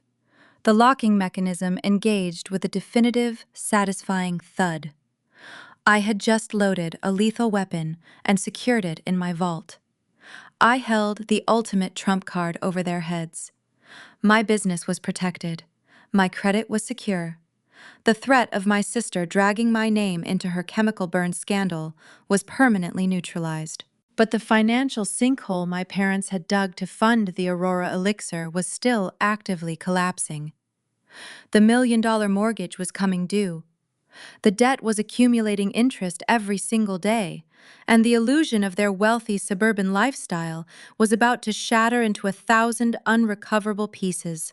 The heavy steel door of my corporate vault remained locked, sealing away the legal ammunition that guaranteed my safety. I had successfully insulated my company from the toxic blast radius of Spencer Wellness. But the financial sinkhole my parents had excavated in Annapolis was still expanding. It was only a matter of time before the earth gave way beneath their feet entirely. The catalyst for their ultimate ruin did not come from my legal team or the angry mobs of burned consumers. It came from the cold, unfeeling machinery of the Maryland defense contracting sector. For 2 decades, Howard had drawn a comfortable upper-middle-class salary as a mid-level logistics manager for a federal defense contractor. He built his entire identity around that corporate badge. He believed his tenure made him invincible, mistaking corporate inertia for personal indispensability. He was wrong. A massive federal budget restructuring trickled down to his employer, triggering sweeping layoffs across non-essential management tiers. My father was abruptly terminated. He was given 2 weeks of severance pay, a cardboard box for his desk supplies, and an escort to the parking lot. The news reached me through the quiet grapevine of extended family, filtering through a network of aunts and cousins who loved to monitor tragedies from a safe distance. I sat at my desk processing the data. Without his monthly income, the fragile mathematics of their lives collapsed instantly. When Howard and Nancy funded my sister's vanity project, they did not just take out a standard equity line. They had executed a high-risk commercial remortgage with a brutal adjustable rate and a mandatory balloon payment. It was a predatory loan designed for desperate people, requiring massive monthly installments to keep the principal at bay. Stripped of his paycheck, Howard missed the first payment within 30 days. The bank levied severe penalties. By the second missed payment, the mortgage account officially defaulted. The panic in Annapolis reached a boiling point. The illusion of their wealthy suburban stability shattered, leaving them staring at the terrifying reality of imminent homelessness. They needed a massive injection of cash to satisfy the bank and stop the foreclosure process, but their credit was obliterated. They needed a legitimate loan. They needed Brittany to apply for commercial funding through the Small Business Administration to bail them out. There was only one insurmountable obstacle standing in their way: the felony confession resting inside my vault. If Brittany submitted federal financial applications while maintaining a signed admission of attempted bank fraud, A simple background investigation would trigger her immediate arrest. She was radioactive. The only way she could secure the money to save my parents was if that document ceased to exist. They did not dare contact me directly. The non-disclosure agreements and my previous threats kept them paralyzed. Instead, they deployed proxies. They weaponized the extended family, spinning a tragic narrative of a family down on their luck, begging for mercy. My cell phone rang on a Thursday afternoon. The caller ID displayed the name of my mother's older sister, Aunt Patricia. I had not spoken to the woman in 3 years. I let it ring twice, analyzing the tactical benefit of answering before pressing the green icon. "Hello, Patricia," I answered, my tone flat and neutral. "Rebecca, thank God you picked up," she said, her voice dripping with manufactured distress. "I am calling because your parents are in a terrible situation. Howard lost his job. The bank is threatening to take the house. They are going to lose everything they have worked for." "I understand the mechanics of a foreclosure," I replied, staring out at the waters of the Chesapeake Bay through my office window. "What exactly does this have to do with me?" There was a sharp intake of breath on the other end of the line. "Your mother told me about the legal papers you forced your sister to sign. She said you are holding some kind of ridiculous confession over her head. Becca, you have to destroy that document. Brittany can qualify for a disaster relief loan to save the house, but she cannot submit the paperwork while you hold that threat over her." I leaned back in my leather chair. The sheer audacity of the request was breathtaking. They wanted me to burn my only leverage, the only shield protecting my company, so my sister could commit another layer of federal financial maneuvering. My sister attempted to steal $150,000 using my Social Security number, I stated, enunciating every syllable with crystal clarity. My mother co-signed the fraudulent application. That is not a ridiculous paper. That is a documented felony. They were desperate, Patricia pleaded, adopting a scolding tone, trying to evoke the authority of an elder. "Family makes mistakes. You are a successful executive now. You have plenty of money. You do not need to punish them anymore. Family is family, Rebecca. You cannot let your own parents end up on the street." The phrase echoed in my ear. Family is family. The universal battle cry of toxic people demanding immunity from the consequences of their actions. Where was this fierce dedication to family 2 years ago? I asked, my voice dropping an octave, turning hard and cold as winter ice. When they threw me out of my childhood bedroom with 48 hours' notice, where were you? When I was sleeping in a rusted sedan in a freezing marina, wrapping myself in a dirty coat just to survive the night. Did you call to check on me? Did you beg them to show me mercy? Patricia stuttered, stumbling over her words. That was different. We did not know the details of your living arrangement. You knew I was homeless, I countered, cutting her off. You knew and you did nothing because it was inconvenient. My sister committed a crime. I am not shredding my security protocol so she can secure another fraudulent lifeline. Do not call this number again. I disconnected the call. The proxy war had failed. I knew a direct assault was imminent. It happened 3 days later. It was a busy Tuesday morning. My data analysts were compiling a massive quarterly report for a new offshore aquaculture client. The energy in the waterfront office was focused and intense. I was reviewing statistical models on my dual monitors when the secure intercom on my desk buzzed. It was Marcus, the head of security, stationed in the ground floor lobby. "Miss Spencer," he said, his professional tone tight with urgency. "We have a situation at the front desk. An unauthorized individual bypassed the outer perimeter by tailgating a courier through the revolving doors. He is currently in the main lobby, demanding to see you. He claims to be your father." My fingers froze over the keyboard. A familiar, deep-seated tension gripped my chest. "Do not engage him," I instructed quietly. "Give me visual access to the lobby feed." A moment later, a window popped up on my secondary monitor, displaying the high-definition, closed-circuit camera feed from the ground floor. I stared at the screen. The man pacing in front of the marble reception desk barely resembled the arrogant, polished defense contractor I had known my entire life. Howard looked haggard. His tailored suits were replaced by wrinkled slacks and an oversized windbreaker. His hair was unkempt, his face flushed red with frantic, uncontrolled energy. He was shouting at the receptionist, gesturing wildly toward the elevator banks, demanding access to the executive suites. He looked old. He looked broken. For a fraction of a second, a phantom wave of guilt washed over me. It was an involuntary reflex, an ancient childhood instinct programmed to fix my father's pain, to soothe his anger, to sacrifice my own comfort to maintain his equilibrium. I watched his shoulders heave on the silent monitor, and the little girl inside me wanted to pick up the phone, call him upstairs, and write a check to make the nightmare end. But then I remembered the sound of my emergency coin jar shattering across the kitchen floor. I remembered the biting wind seeping through the floorboards of my Honda Civic. I remembered the sheer, terrifying panic of seeing my mother's name on a fraudulent loan document designed to sink my company. The phantom guilt evaporated, incinerated by a fierce, unyielding need for self-preservation. I was no longer his shock absorber. I was a chief executive, and I was protecting my empire. I pressed the intercom button. "Marcus," I said, my voice steady and resolute. "That man is a hostile trespasser. He is not permitted past the reception desk. Escort him off the premises immediately. If he resists, contact the local police and press charges for trespassing."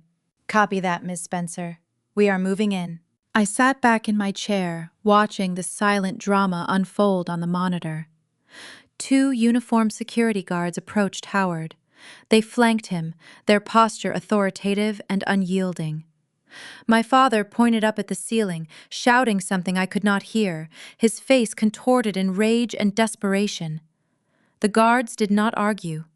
They stepped into his personal space, gently but firmly, redirecting his momentum toward the glass revolving doors. Howard tried to resist planting his feet, but the physical reality of his situation overwhelmed him. He was a middle-aged, unemployed man throwing a tantrum in a high-security corporate lobby. He was powerless. I watched as the guards marched him out of the building. The glass doors spun, pushing him out into the bustling Maryland street. He stood on the sidewalk for a long moment, staring up at the glass facade of the building, a solitary figure, dwarfed by the world I had built. Then he turned and walked away, disappearing into the city crowd. I closed the camera feed. The screen went dark, returning to my statistical models. The ultimate role reversal was complete. He had thrown me out into the cold, erasing me from his home without a second thought. Now I had removed him from my domain. The final desperate attempt to save their suburban illusion had failed. The bank was coming for the Annapolis house, and there was absolutely nothing left to stop the collapse. The Annapolis house was a monument to 30 years of suburban pretense. It featured 4 spacious bedrooms, a manicured lawn, and a custom brick facade that projected an image of steadfast, generational wealth. But bricks and mortar cannot withstand the crushing gravity of compounded defaulted debt. The bank did not care about the optics of the neighborhood. They only cared about the arithmetic. 60 days after Howard missed the crucial balloon payment, the polite legal notices stopped arriving by mail. A county sheriff drove up the pristine driveway and posted a neon orange foreclosure notice directly onto the heavy oak front door. The bright sticker acted as a beacon, broadcasting their financial ruin to the entire cul-de-sac. Simultaneously, the legal machinery dismantled Britney's influencer fantasy. The consumer protection agencies filed their findings regarding the chemical burns. The class action lawyers filed their briefs demanding restitution for hundreds of injured clients. Spencer Wellness had 0 tangible assets to liquidate and overwhelming, staggering liabilities. My sister was forced to stand in a sterile federal courtroom and file for Chapter 7 bankruptcy, officially dissolving the LLC and surrendering whatever inventory remained. The branded shipping boxes, the velvet chaise lounge, the imported marble desk she had placed in my former bedroom, all of it was seized by court-appointed trustees. Her physical possessions were auctioned off for pennies to satisfy a fraction of the outstanding legal fees. The delusion evaporated, leaving behind a terrifying, hollow reality. I received the play-by-play of their downfall through the digital grapevine. Aunt Patricia, ever the purveyor of tragic gossip, updated her social media circles with veiled, sympathetic posts about ungrateful children in hard times. I did not gloat. I watched the final act of their collapse with the detached clinical precision of a scientist observing a predictable chemical reaction. A rusted, dented rental truck backed into the pristine Annapolis driveway on a rainy Tuesday morning. Howard and Nancy carried cardboard boxes out of the front door, stripping the house of its contents, piece by piece. They were moving into a cramped two-bedroom apartment on the industrial outskirts of the county, a brutal, undeniable downgrade from their country club lifestyle. The true venom arrived later that evening. I was sitting at my desk in the Bethesda office, reviewing a fresh set of offshore data projections, when a notification popped up on my phone screen. I had blocked their numbers weeks ago, preventing any calls from ringing through. However, my carrier settings allowed blocked contacts to leave voicemails, funneling them into a hidden digital folder. A new audio file sat waiting. I tapped the screen and pressed play. Nancy's voice filled the quiet office, dripping with a toxic blend of sorrow and razor-sharp manipulation. She did not sound defeated. She sounded like a martyr nailing herself to a cross. "Rebecca, I hope you are happy." The voicemail began, her tone trembling with theatrical grief. "Your father is loading a rented truck by himself in the rain. His back is giving out and he is crying. Your sister is devastated, stripped of her dream. We are losing our home, the house you grew up in. All because you decided your pride was more important than your flesh and blood. You could have fixed this. You had the power to make it right. You could have torn up those ridiculous legal threats so Brittany could get a loan, but you chose to be selfish. Your lack of loyalty has ruined this family. I hope your corporate money keeps you warm at night, because you have no one left." The audio clicked off. I sat in the silence of my suite, letting her words hang in the air. A younger version of myself would have crumbled under the weight of that guilt trip.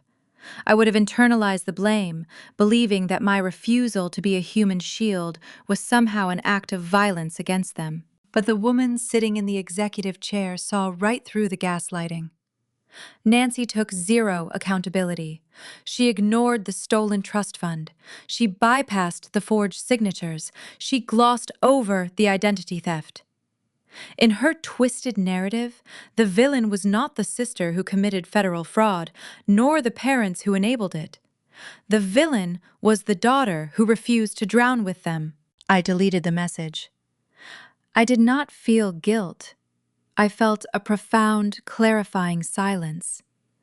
The anchor was finally cut. I packed my leather briefcase, walked out of the Bethesda office, and took the elevator down to the parking garage. I got into my car. The rusty, battered Honda Civic hummed to life as I merged onto the highway heading east. The sun was beginning to set, casting long, golden shadows across the Maryland asphalt. I was not driving back to my secure apartment. I was driving toward a milestone. Chesapeake Blue had exceeded every quarterly projection.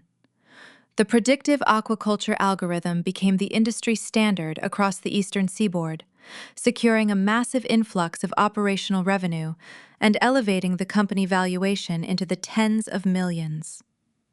My financial portfolio transformed from a fragile collection of salvaged paychecks into a fortified, diversified fortress.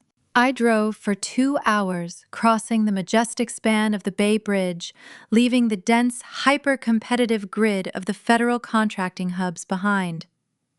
The landscape shifted to the serene, sweeping beauty of the Maryland Eastern Shore. The salty, brine-heavy air whipped through the cracked window of the Civic. I turned onto a private, gated coastal road. The tires crunched over crushed white oyster shells, winding through a dense grove of maritime pines. The trees parted, revealing the sprawling expanse of the Atlantic Ocean meeting the bay. And there, sitting on a pristine, isolated stretch of beachfront property, was the villa. It was a modern architectural masterpiece. The structure featured sharp, clean lines composed of poured concrete, native cedar, and massive floor-to-ceiling glass panels that mirrored the crashing waves. A sweeping multi-level teak balcony wrapped around the second floor, offering an unobstructed panoramic view of the dark, restless water. It was secluded, breathtaking, and entirely impenetrable. A sleek, black town car was parked in the circular driveway. A real estate broker in a sharp gray suit stood near the front door, holding a thick leather portfolio. He smiled warmly as I parked my rusted, faded sedan next to his luxury vehicle. "Welcome home, Miss Spencer," he said, gesturing toward the heavy glass entryway. We walked into the grand foyer. The interior was vast and filled with natural light. The floors were polished concrete, cool and smooth beneath my boots. A state-of-the-art chef's kitchen gleamed with brushed steel appliances and stark white quartz countertops. The space was beautiful, but more importantly, it was mine.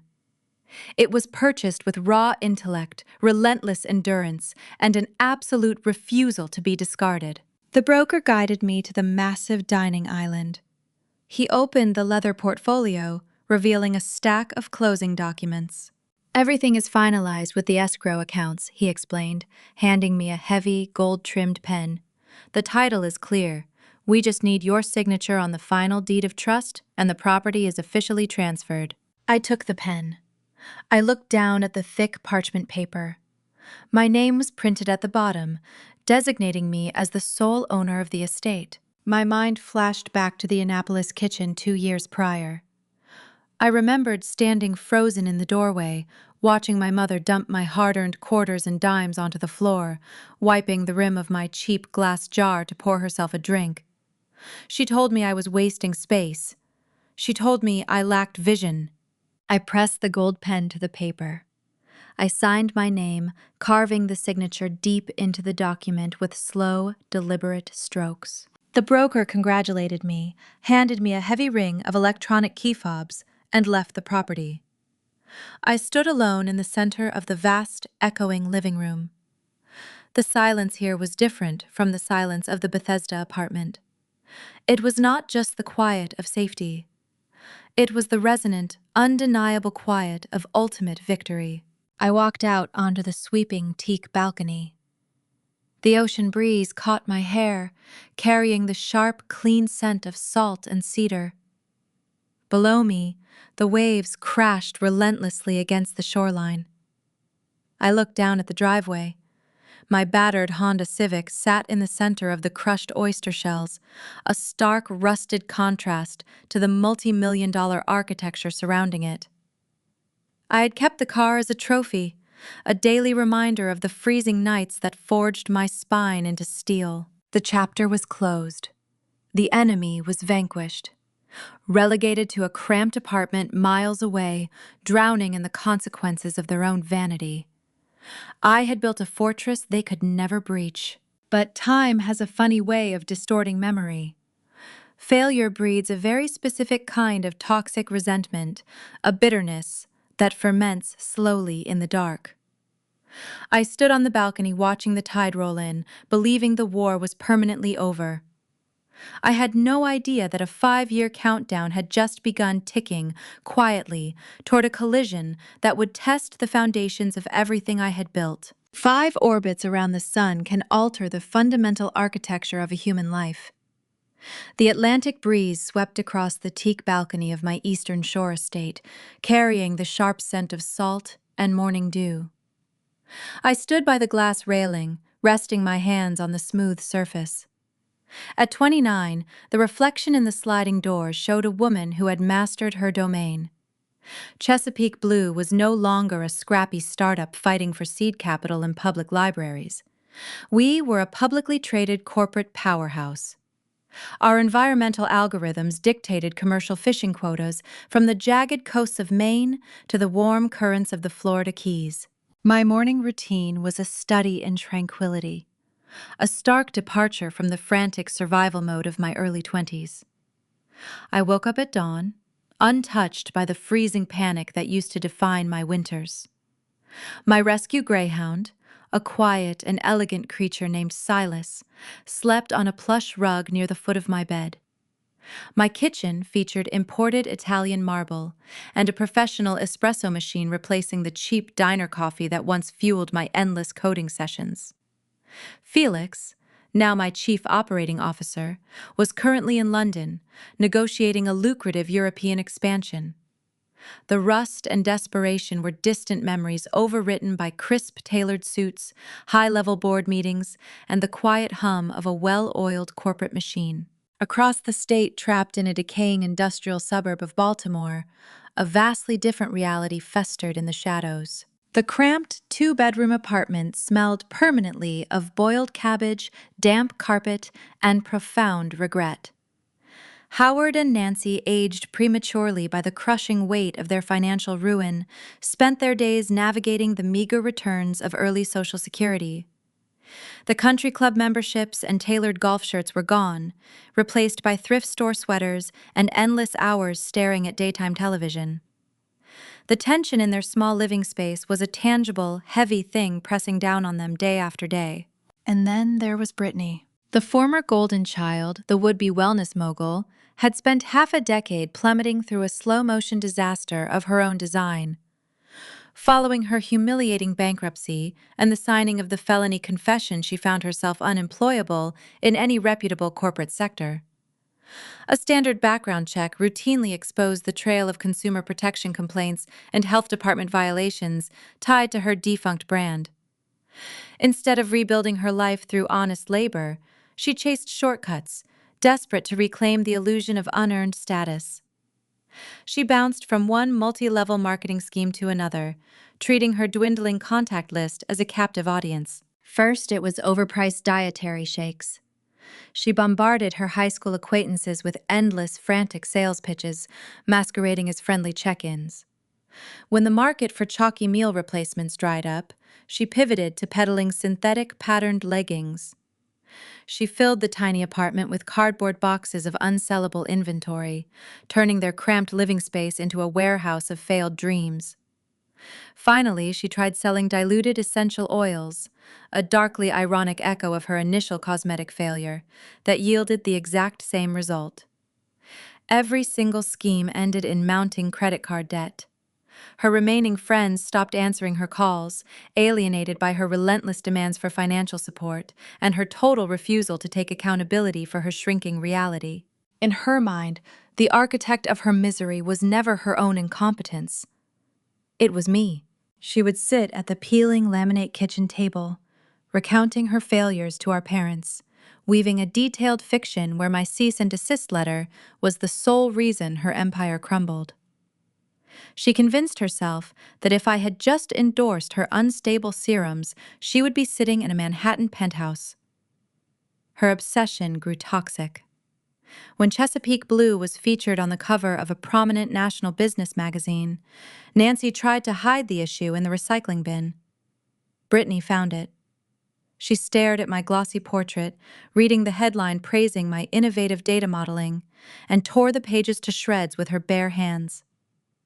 The resentment did not fade with time.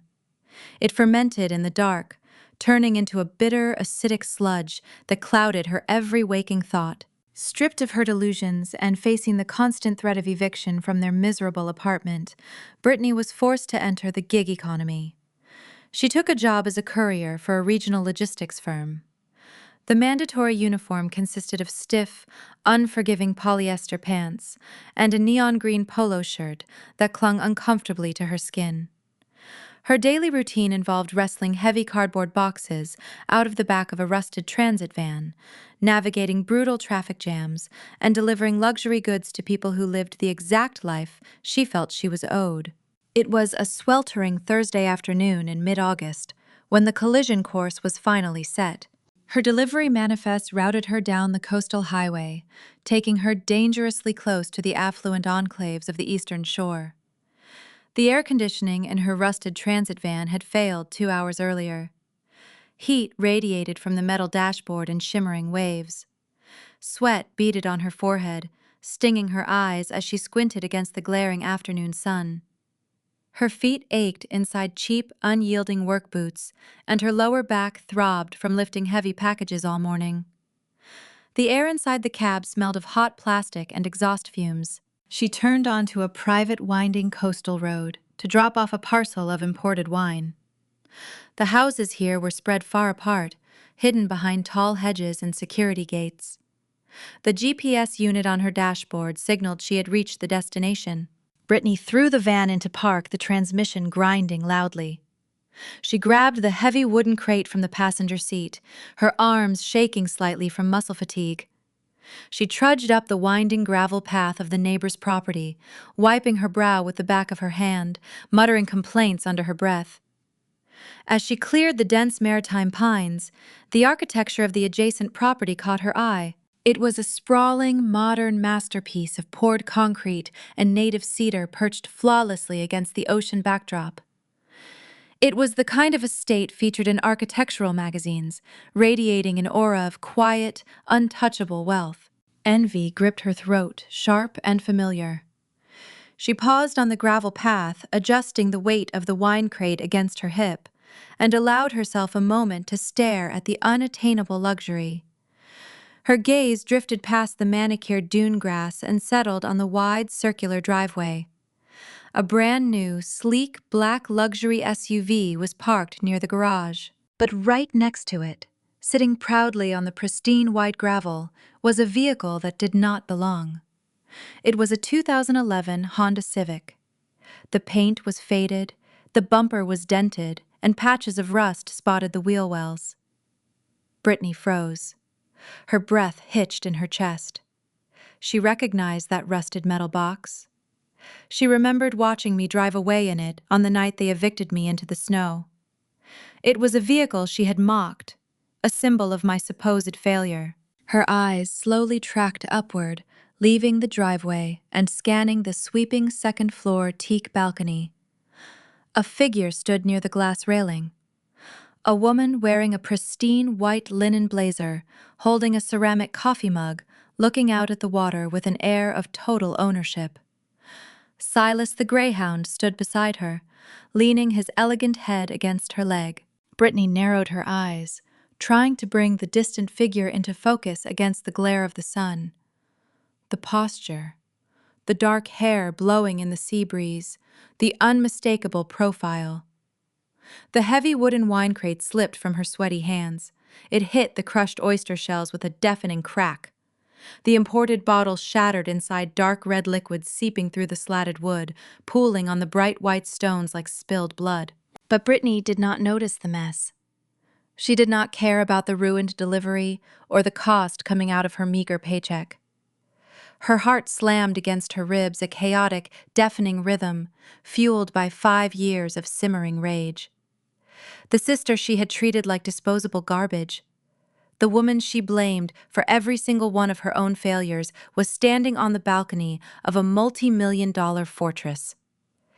The disparity between her polyester uniform and my linen blazer was a physical blow to her fragile ego, lighting a match in a room full of gasoline. The heavy wooden crate lay splintered on the white, crushed oyster shells, dark crimson wine pooling beneath the shattered glass. Brittany stood paralyzed, the afternoon heat pressing down on her polyester uniform, but she felt entirely cold. Her gaze was locked on the battered Honda Civic. It was not just a car. It was a time machine, dragging her back to the night she stood in our childhood living room, clutching $1 million check, telling me I was wasting space. The rusted bumper and peeling paint were physical proof that the narrative she had spun for 5 years was a lie. I had not cheated my way to the top. I had clawed my way out of the dirt she buried me in, driving the exact vehicle she had mocked. The delusion fractured. The fragile architecture of blame she had built to protect her ego collapsed, leaving only a raw, screaming envy. She did not turn back to the delivery van. She did not attempt to clean up the ruined merchandise. She crossed the property line, stepping past the boundary markers of my estate. Her heavy boots crunched loudly over the gravel, the sound erratic and frantic. She pulled her cell phone from her uniform pocket, her hands shaking violently. She dialed Nancy's number, hitting the speakerphone button, needing a witness, needing someone to validate the profound injustice she felt. The call connected on the second ring. Brittany Honey Nancy answered, her voice thin and tired, carrying the ambient noise of a daytime television program in the background. "Are you on your route, Mom?" "She is here," Brittany gasped, her breathing shallow and rapid, her voice climbed an octave, breaking under the weight of her panic. "She is here, Mom. I am standing in her driveway." "Who is here?" Nancy asked, confusion bleeding into alarm. "Brittany, calm down. What are you talking about?" "Rebecca." Brittany spat the name out like a curse. "She is living in a mansion, Mom, a literal beachfront mansion on the Eastern Shore. I just saw her on the balcony. She has a luxury SUV, and she still has that disgusting rusty piece of junk she used to drive." The television noise in the background abruptly cut off. A heavy silence stretched over the speakerphone, thick with sudden realization. "She took everything," Brittany wailed, the sound echoing across the manicured lawn. Her voice was no longer the confident purr of an influencer. It was the unrestrained tantrum of a child denied a toy. "Why does she get everything? It was supposed to be me, Mom. You said it was supposed to be my empire. You gave me the money. Why is she living like this while I am driving a broken-down van in the heat? It is not fair. It is not fair." I heard the screaming before I reached the front door. I had been standing on the balcony enjoying my coffee when the sharp crack of shattering glass shattered the coastal quiet. I looked down and saw a courier in a neon green polo shirt trespassing on my property. But it was not until the hysterical, familiar pitch of the shouting reached my ears that I recognized the intruder. I did not panic. I did not rush to the security panel to trigger the alarm. I simply took another sip of my coffee, feeling the warm ceramic against my palms. I walked back inside, moving smoothly across the polished concrete floors. Silas the greyhound lifted his head from his rug, sensing the shift in the atmosphere. I gestured for him to stay. This was not a situation that required aggression. It required absolute, chilling calm. I opened the heavy glass front door and stepped out onto the wide stone porch. The late summer heat enveloped me, but I felt perfectly regulated in my linen blazer. I walked slowly down the wide front steps, my leather loafers making no sound against the stone. Brittany was standing 20 feet away, hyperventilating, holding her phone out in front of her like a shield. She looked disheveled, sweaty, and utterly broken. The neon green uniform clung to her, a harsh contrast against the serene, muted tones of the coastal landscape. She stopped mid-sentence when she saw me approaching. Her mouth hung open, her chest heaving.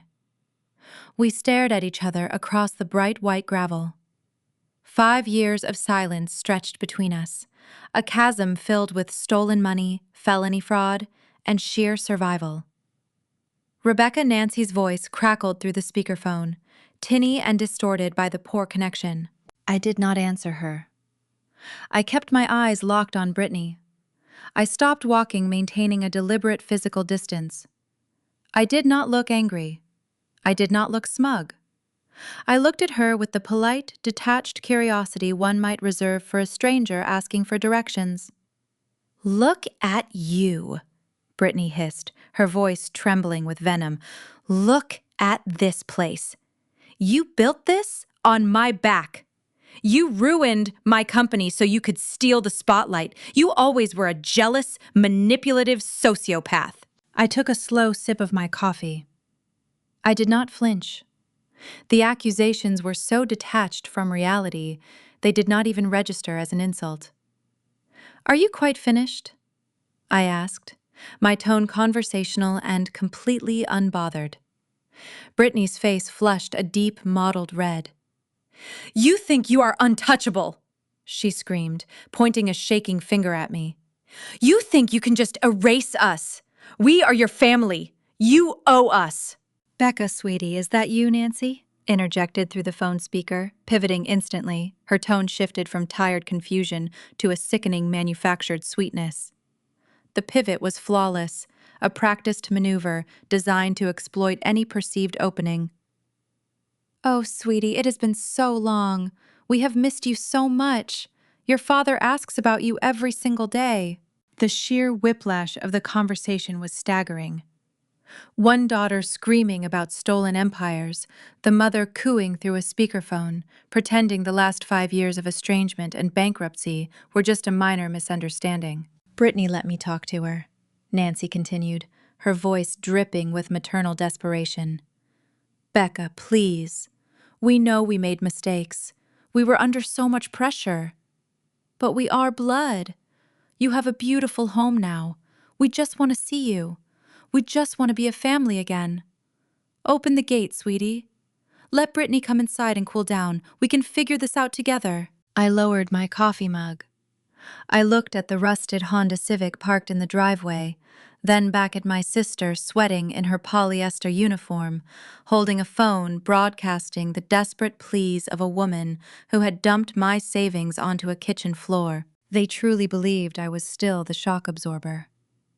They believed that underneath the tailored linen and the multi-million-dollar real estate, I was still the insecure girl desperate for their approval. They thought they could simply knock on my fortress door, utter the word family, and demand access to the sanctuary I built while they tried to destroy me. I did not yell. I did not defend my actions or debate the timeline of their failure. I reached into the interior pocket of my blazer. I had anticipated this exact scenario for half a decade. I knew they would eventually find me, and I knew exactly what weapon I needed to deploy when they did. I pulled out a small folded piece of paper. It was not a legal document from my vault. It was not the felony confession or the trust fund records. It was something far more potent, carrying the absolute, undeniable weight of history. I held the paper out, offering it to Brittany, a silent invitation to finally look the truth in the eye. Brittany stared at my outstretched hand. The afternoon sun beat down mercilessly, causing the heat to radiate off the bright white gravel beneath our feet. A bead of sweat traced a path down her temple, cutting through the grime of a long delivery shift. She looked at the folded square, then up at my face, searching for a trace of the older sister she used to torment. She found nothing but cold, absolute calm. Her hand hovered in the space between us. Her fingers trembled as she pinched the corner of the object and pulled it away. She expected regular paper. The texture caught her off guard. Her thumb rubbed against the rigid, slick surface. It was encased in a thick layer of plastic lamination, preserving the ink inside permanently. I did not wait for her to unfold it. I turned my attention to the device clutched in her other hand. "Nancy," I said, pitching my voice to carry clearly over the speakerphone. "I am not your sweetie. I am not your flesh and blood. I ceased being your daughter the exact moment you decided I was expendable." The tinny, manufactured sweetness vanished from the phone speaker. A sharp intake of breath echoed through the connection. "Becca, you are upset," Nancy stammered, scrambling to regain her footing on the shifting terrain. "We can talk about this. We can heal." "We are not going to talk," I replied, my tone cutting through the coastal breeze like a serrated blade. "You are going to listen. You are going to listen because you have spent half a decade spinning a pathetic fiction to anyone who would tolerate your complaining. You convinced yourself that you are victims of my cruelty. Today, I am burning your narrative to the ground. I took a slow, measured step closer to Brittany. She flinched instinctively, leaning back, but I merely looked down at the rusted Honda Civic parked beside us. Do you remember the night you ordered me out of the house? I asked the phone. The temperature dropped into the single digits. I parked that sedan in a gravel marina by the bay. The heater was broken. The condensation froze on the inside of the windshield. I wrapped myself in a dirty wool coat and shivered until my teeth cracked, wondering if I was going to die of hypothermia in a metal box. Brittany swallowed hard, her eyes darting toward the faded vehicle. While I was freezing in the dark, I continued, my voice steady, devoid of sorrow, but heavy with clinical judgment. You were standing in the kitchen, pouring cheap, sparkling wine into my stolen coin jar to toast your brilliant investment. You threw me away because you needed square footage for a velvet couch. You believed you were securing a dynasty. Instead, you were digging your own grave. That is ancient history, Nancy cried out, her voice pitching upward in defense. We made a miscalculation. You committed a felony, I corrected her instantly. Do not sanitize your crimes with polite vocabulary. You did not miscalculate. You forged my signature on a federal banking document. You drained Aunt Clara's trust fund, stealing $300,000 designated for my graduate education. You took my armor and handed it to a girl who wired it directly to a chemical surplus warehouse in Shenzhen. Brittany gasped.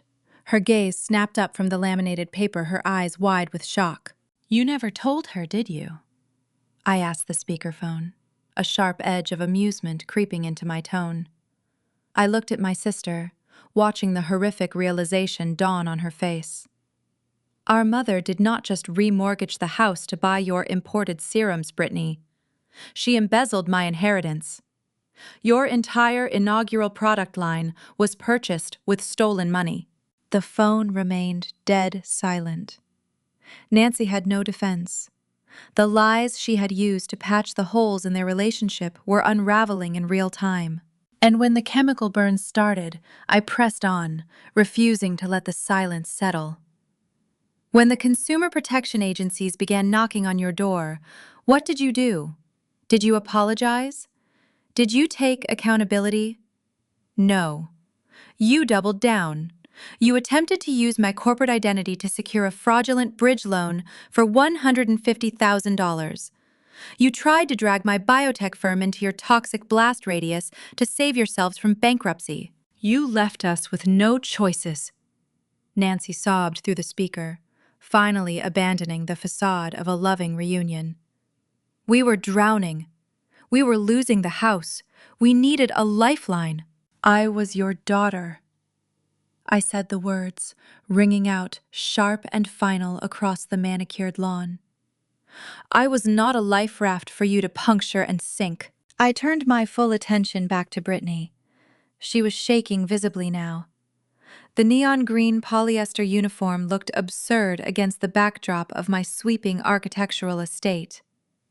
The envy that had driven her to trespass on my property was rapidly dissolving, replaced by the crushing weight of undeniable reality. She had spent 5 years believing I stole her rightful place in the world.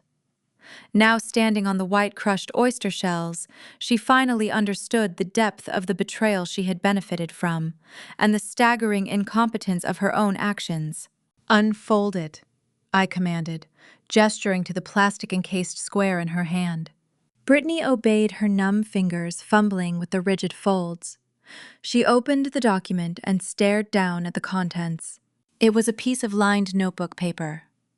The ink was slightly faded, but the handwriting was unmistakable. It was the frantic, cursive scrawl of our mother. Read it, I instructed. Brittany opened her mouth, but her throat seized. She tried again, her voice a fragile, broken whisper. Vacate the premises by Sunday evening. We need the space for the business inventory. Leave your keys on the kitchen counter. Do not make this difficult. She looked up at me, tears spilling over her eyelashes, tracing tracks through the sweat and dust on her face.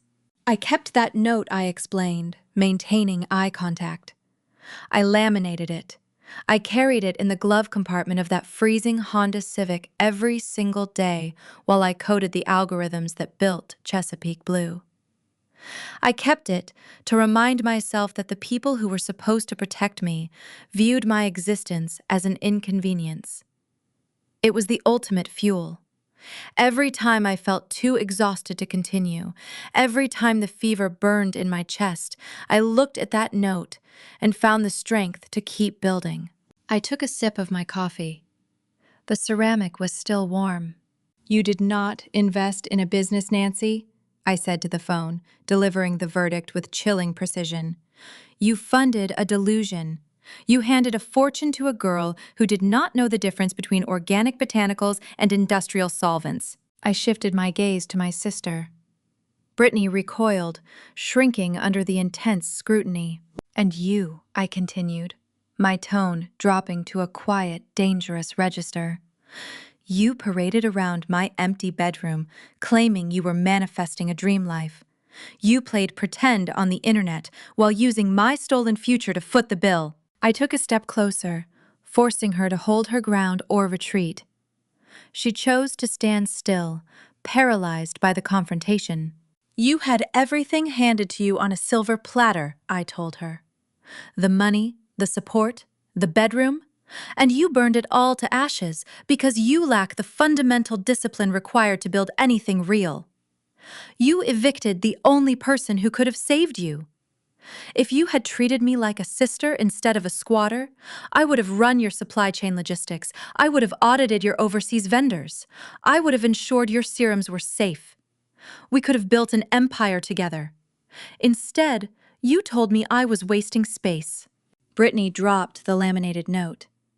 It clattered against the gravel landing near the toe of her heavy work boot. She brought both hands up to cover her face, her shoulders heaving with ragged, ugly sobs. The reality she had avoided for half a decade finally caught her, pinning her to the ground. Nancy was screaming something through the speakerphone, a garbled mix of apologies, excuses, and desperate pleas for forgiveness. I did not listen to the words. The sound was irrelevant. The power dynamic was permanently inverted. I did not feel a sense of triumphant joy. I felt a profound, sweeping emptiness, followed instantly by a wave of pure, unadulterated relief. The ghosts of the Annapolis living room were finally exorcised, but a trespasser was still standing on my property, and the time for conversation had expired. I looked over Brittany's shoulder past the winding path of maritime pines toward the heavy wrought iron security gates at the entrance of the estate. A pair of black SUVs with tinted windows turned off the coastal highway, their tires crunching loudly as they approached the perimeter. The silent alarm I triggered from my smartwatch 10 minutes ago had received a response, signaling the arrival of a force that would ensure this confrontation was their final act. The heavy wrought iron gates of the estate swung open with a smooth, silent, mechanical glide. Two black luxury utility vehicles turned off the coastal highway, their tires crunching a steady, rhythmic beat over the crushed white oyster shells of the driveway. They moved with purposeful synchronicity, pulling to a halt just behind my rusted Honda Civic. The doors of both vehicles opened simultaneously. 4 men stepped out into the sweltering afternoon heat. They wore tailored dark suits, their posture rigid, their expressions forged from unyielding professional discipline. The lead guard was Marcus.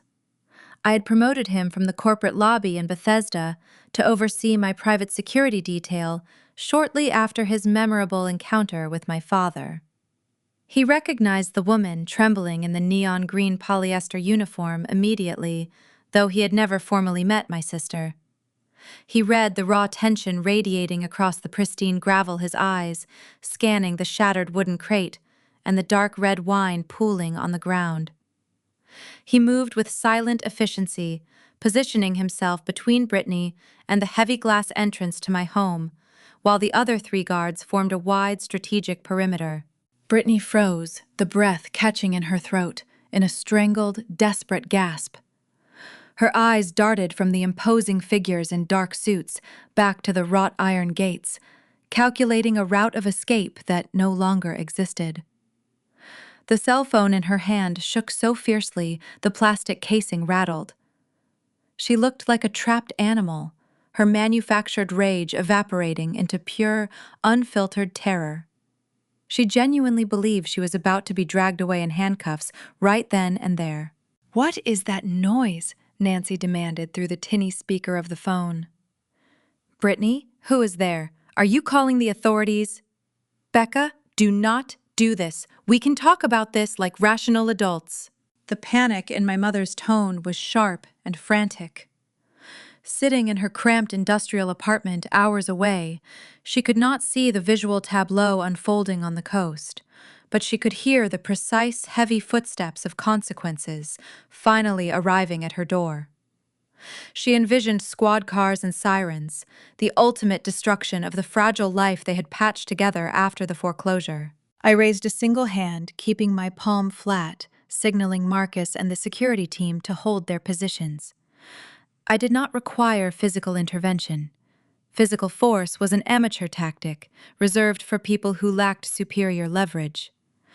I had engineered a far more effective invisible cage. "No one is going to jail today," I stated, pitching my voice to ensure the phone microphone picked up every precise syllable. "But you need to listen very carefully to the specific architecture of the wall I have built between us. This is the final conversation we will ever have." Brittany swallowed hard, the muscles in her neck straining. The coastal breeze whipped a strand of damp blonde hair across her face, but she did not dare move a hand to brush it away. In my waterfront office, I continued taking one slow step forward. There is a heavy steel vault bolted directly into the concrete foundation of the building. Inside that vault sits a pristine manila folder. It contains the federal tax transcripts proving the unauthorized withdrawal from Aunt Clara's trust. It holds the forged authorization slip. It contains the financial routing numbers proving the stolen capital was wired to an unregulated chemical surplus facility in Shenzhen. I watched the remaining color drain entirely from Brittany's face. The harsh afternoon sun illuminated every line of exhaustion and fear etched into her features. "Next to those transcripts," I said, maintaining a cold, unbroken gaze on my sister, rests a legally binding confession. It is signed in black ink by the woman standing in front of me. It details a premeditated attempt to commit identity theft for the sum of $150,000. It explicitly names Nancy Spencer as the secondary guarantor on the fraudulent application. The silence hanging over the speakerphone was profound. Nancy had stopped her frantic pleading. The sheer gravity of the legal arsenal sitting in my corporate safe crushed the breath out of her lungs. "The statute of limitations for these specific federal crimes is 5 years, I explained, delivering the mathematics of their doom with clinical detachment. "We are currently sitting at year 4. The window for prosecution remains wide open. The state of Maryland takes a very dim view of elder exploitation, wire fraud, and grand larceny.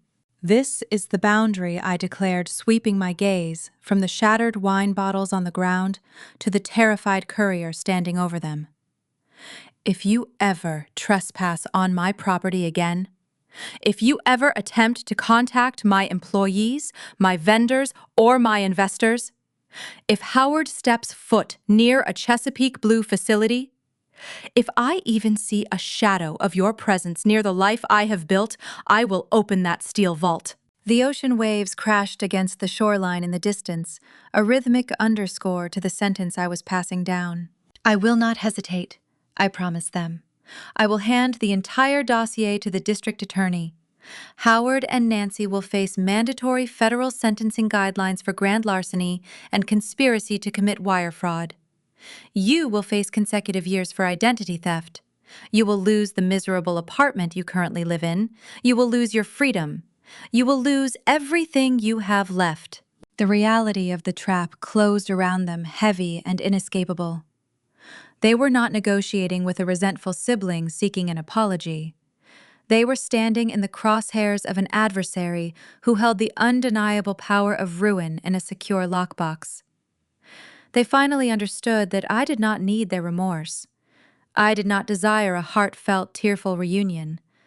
I only required their permanent, absolute absence. My mother did not utter a single word in defense. There was no manipulation left to deploy. There was no guilt trip capable of penetrating the fortress I had constructed. The line remained dead silent, save for the faint static of the cellular connection, a digital testament to their total surrender. Brittany's hand went slack. Her fingers uncurled the rigid grip, failing entirely.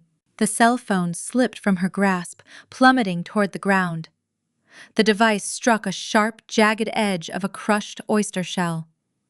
The impact sent a loud crack echoing across the driveway, the glass screen spiderwebbing into 100 fractured pieces. The collision severed the active call instantly, cutting Nancy off and plunging the property back into the serene quiet of the coast. Brittany looked down at the shattered screen lying in the dirt. She did not attempt to retrieve it. She looked at the laminated eviction notice still resting near the toe of her heavy work boot, a relic of her arrogance, now mocking her ultimate defeat. The remnants of her shattered pride lay scattered across the pristine driveway, mixing with the dark red stain of the ruined delivery merchandise. She had spent half a decade believing she was the victim of a grand conspiracy, convincing herself that I had stolen her rightful throne. Now stripped of every excuse, she was forced to look at the rust on the Honda Civic and acknowledge the agonizing truth. I earned my empire in the freezing dark, and she burned hers to ashes in the light. She turned around. Her shoulders slumped forward, collapsing under the invisible, crushing weight of total defeat.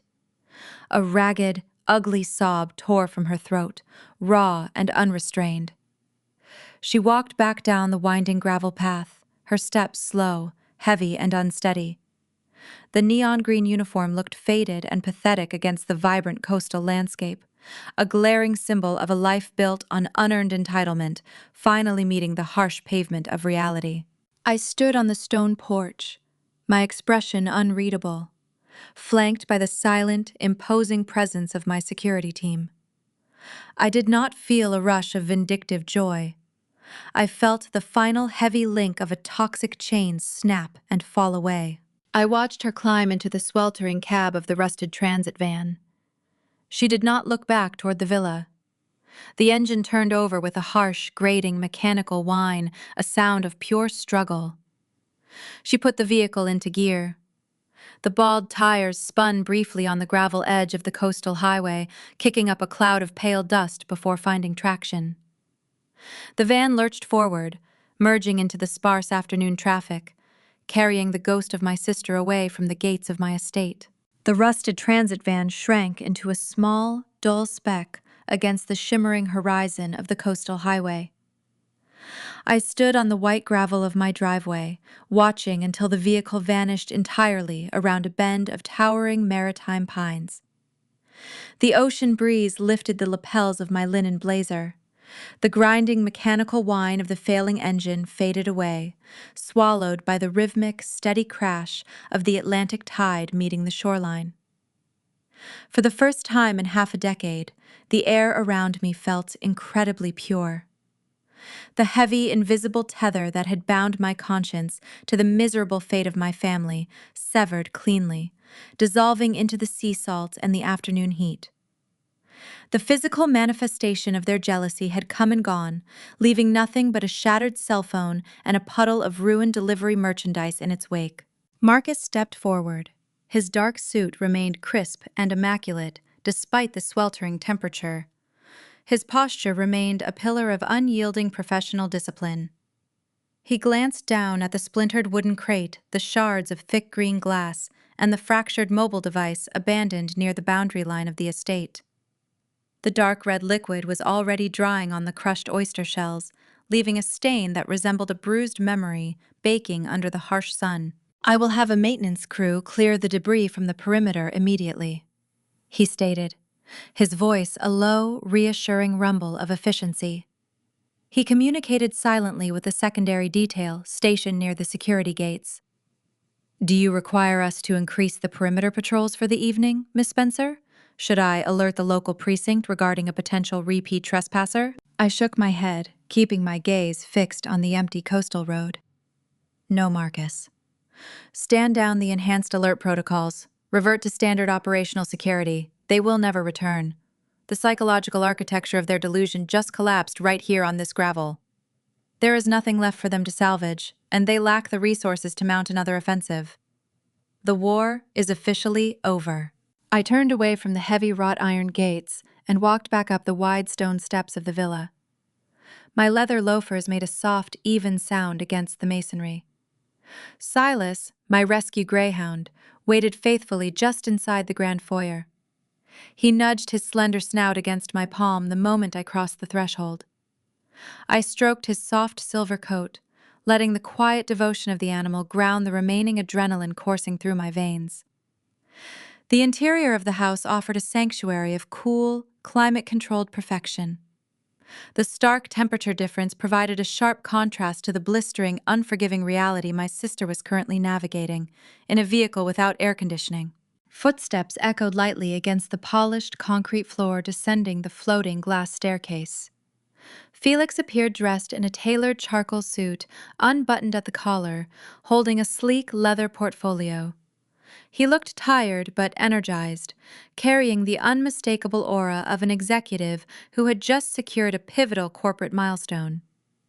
He had flown back from London on a private charter just hours prior, finalizing the complex European licensing contracts for our predictive aquaculture algorithm.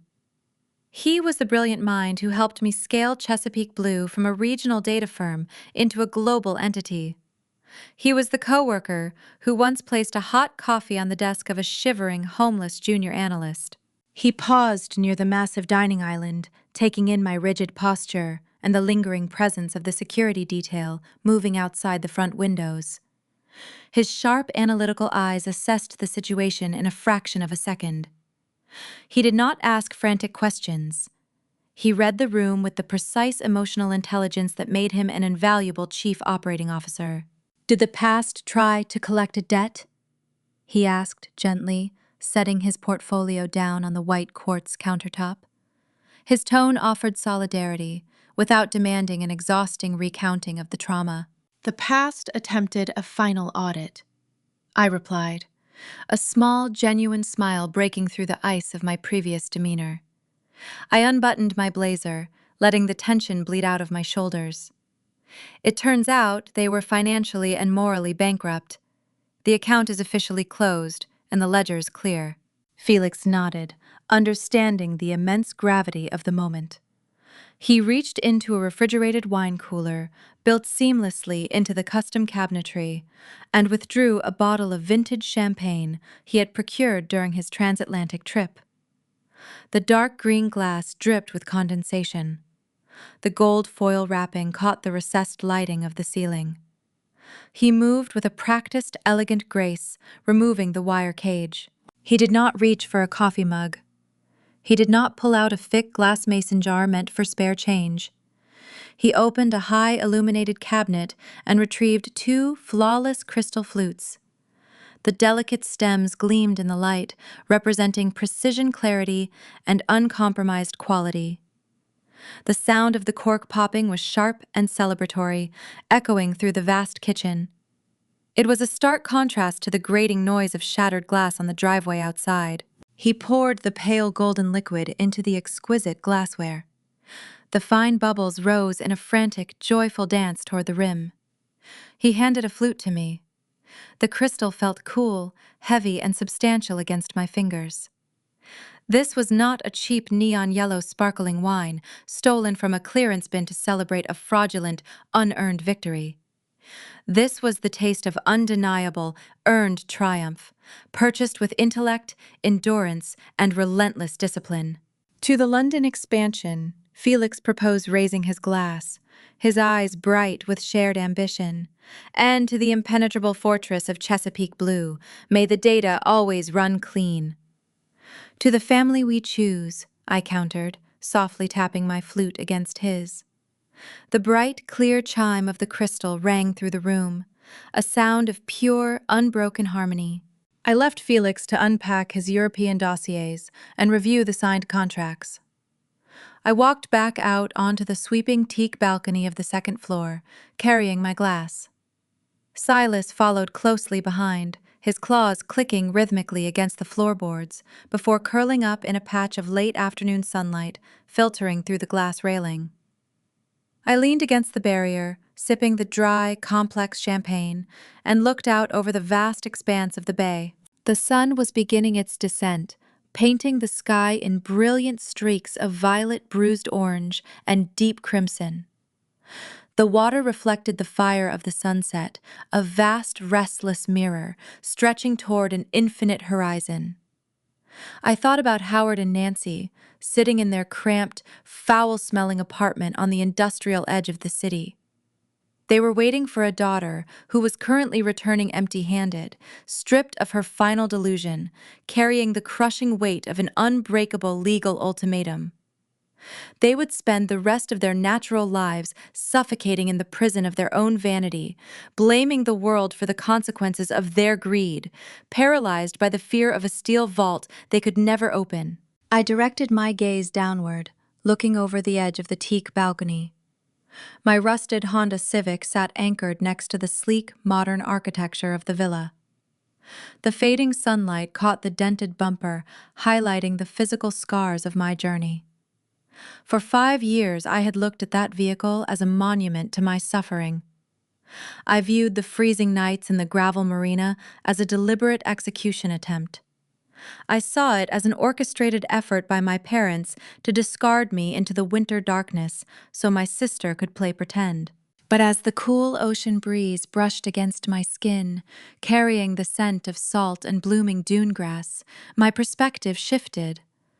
The lens of my anger fell away, sliding into sharp, brilliant focus.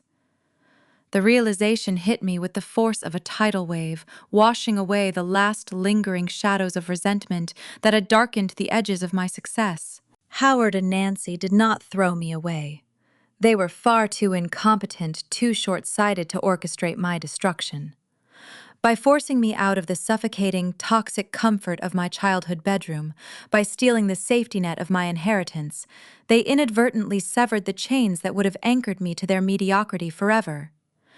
If they had allowed me to stay, I would have spent decades paying their mortgage, funding their lifestyle, and shrinking myself to fit into a space designed for a lesser mind.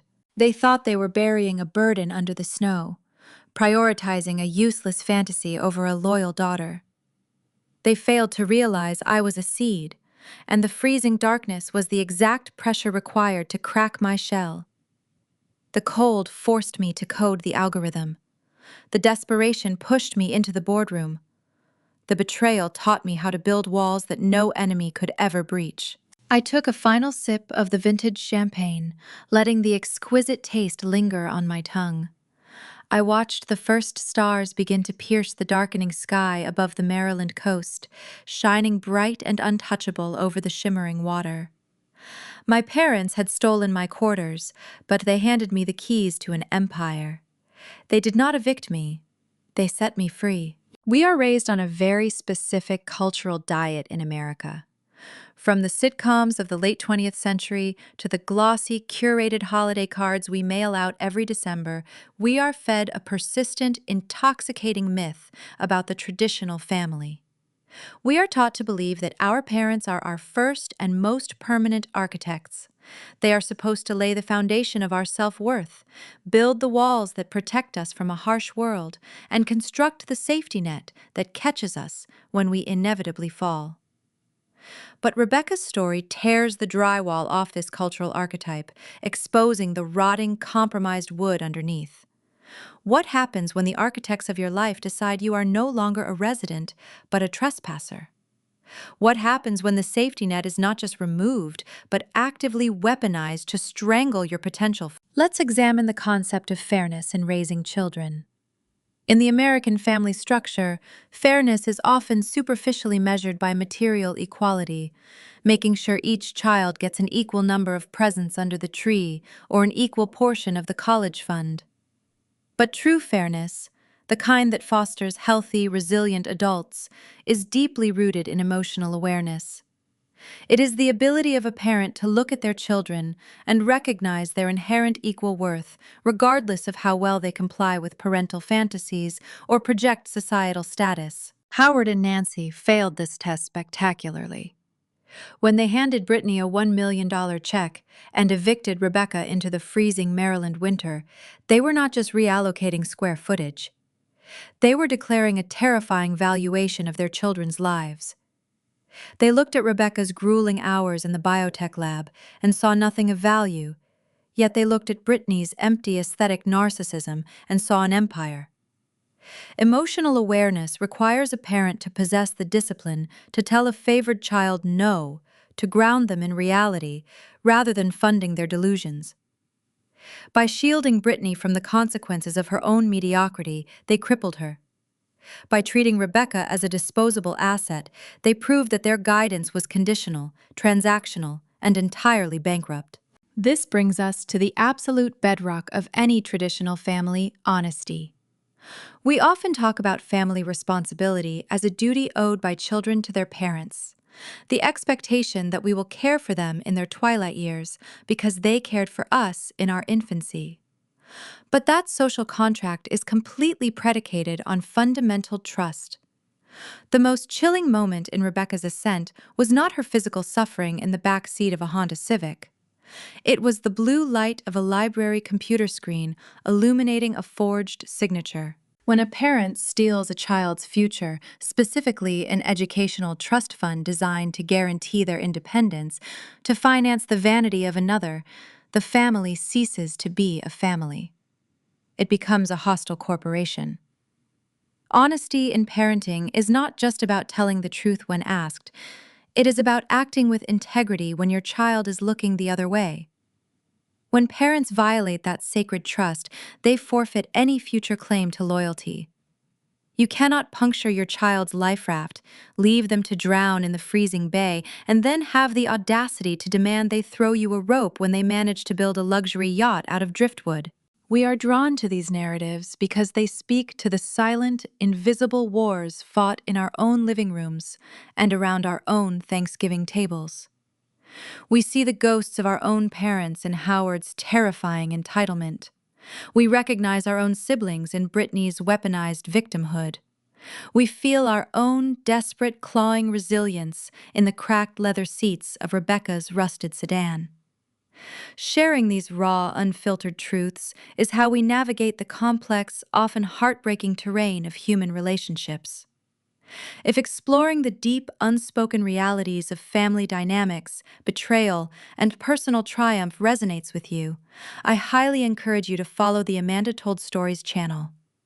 It is through witnessing these shared, deeply human experiences that we find the blueprints to draw our own boundaries and the courage to build our own impenetrable sanctuaries. Society dictates a very rigid, almost religious commandment regarding family. You must always forgive. We are bombarded with the rhetoric that blood is thicker than water, that holding on to anger is toxic, and that estrangement is a failure of the heart. We are taught that a parent's steadfast support is the ultimate catalyst for a child's success, and that a fractured family is a tragedy to be mended at all costs. But Rebecca's story presents a radical, necessary departure from that suffocating dogma. Sometimes, the most profound and loving act of self-preservation you can commit is to stop forgiving. Sometimes the healthiest boundary you can set is a locked steel vault, a canceled phone line, and a permanent, unapologetic absence. We celebrate the parents who pay for college, who co-sign the first apartment, who catch us when we fall. Yet there is a fierce, unspoken truth hidden in the margins of Rebecca's life. a truth that makes polite society deeply uncomfortable. Sometimes, a parent's ultimate betrayal is a far more potent fuel than their unconditional love. By forcing her out of the toxic comfort of her childhood bedroom, by literally stealing the safety net of her inheritance, Howard and Nancy inadvertently severed the heavy chains that would have anchored her to their mediocrity forever. If they had allowed her to stay, if they had been good enough parents, Rebecca might have spent the next 3 decades shrinking her massive intellect to fit into a space designed for a lesser mind. She might have spent her life quietly paying their mortgage, funding her sister's endless mistakes, and functioning as the eternal shock absorber for a deeply dysfunctional family. They thought they were burying a burden under the snow. They failed to realize they were planting a seed in the exact conditions it needed to crack its shell. They did not discard her. They accidentally beautifully set her free. We are left to look at the sweeping teak balcony overlooking the Chesapeake Bay. We see the crystal champagne flutes, the rescue greyhound resting in the afternoon sun, and the multi-million-dollar empire built on cold, hard data and unyielding boundaries. It is the ultimate picture of vindication. But a lingering, quiet question remains a question that echoes long after the rusted delivery van disappears down the coastal highway. A question that perhaps echoes in the quiet corners of your own life. Rebecca stands in the warmth of a reality she built entirely alone, protected by high-tech security and ruthless legal walls. She survived the freezing dark and emerged forged in steel, a self-made titan. Yet as the sun sets over the water, casting long shadows across the driveway, we are forced to wonder, are we truly the proud, independent architects of our own glorious empires? Or are we merely the beautiful, unintended consequences of the storms we were forced to survive? And if our greatest strength is born from our deepest abandonment, is it possible that the people who broke us were in fact the only ones who could have ever made us whole?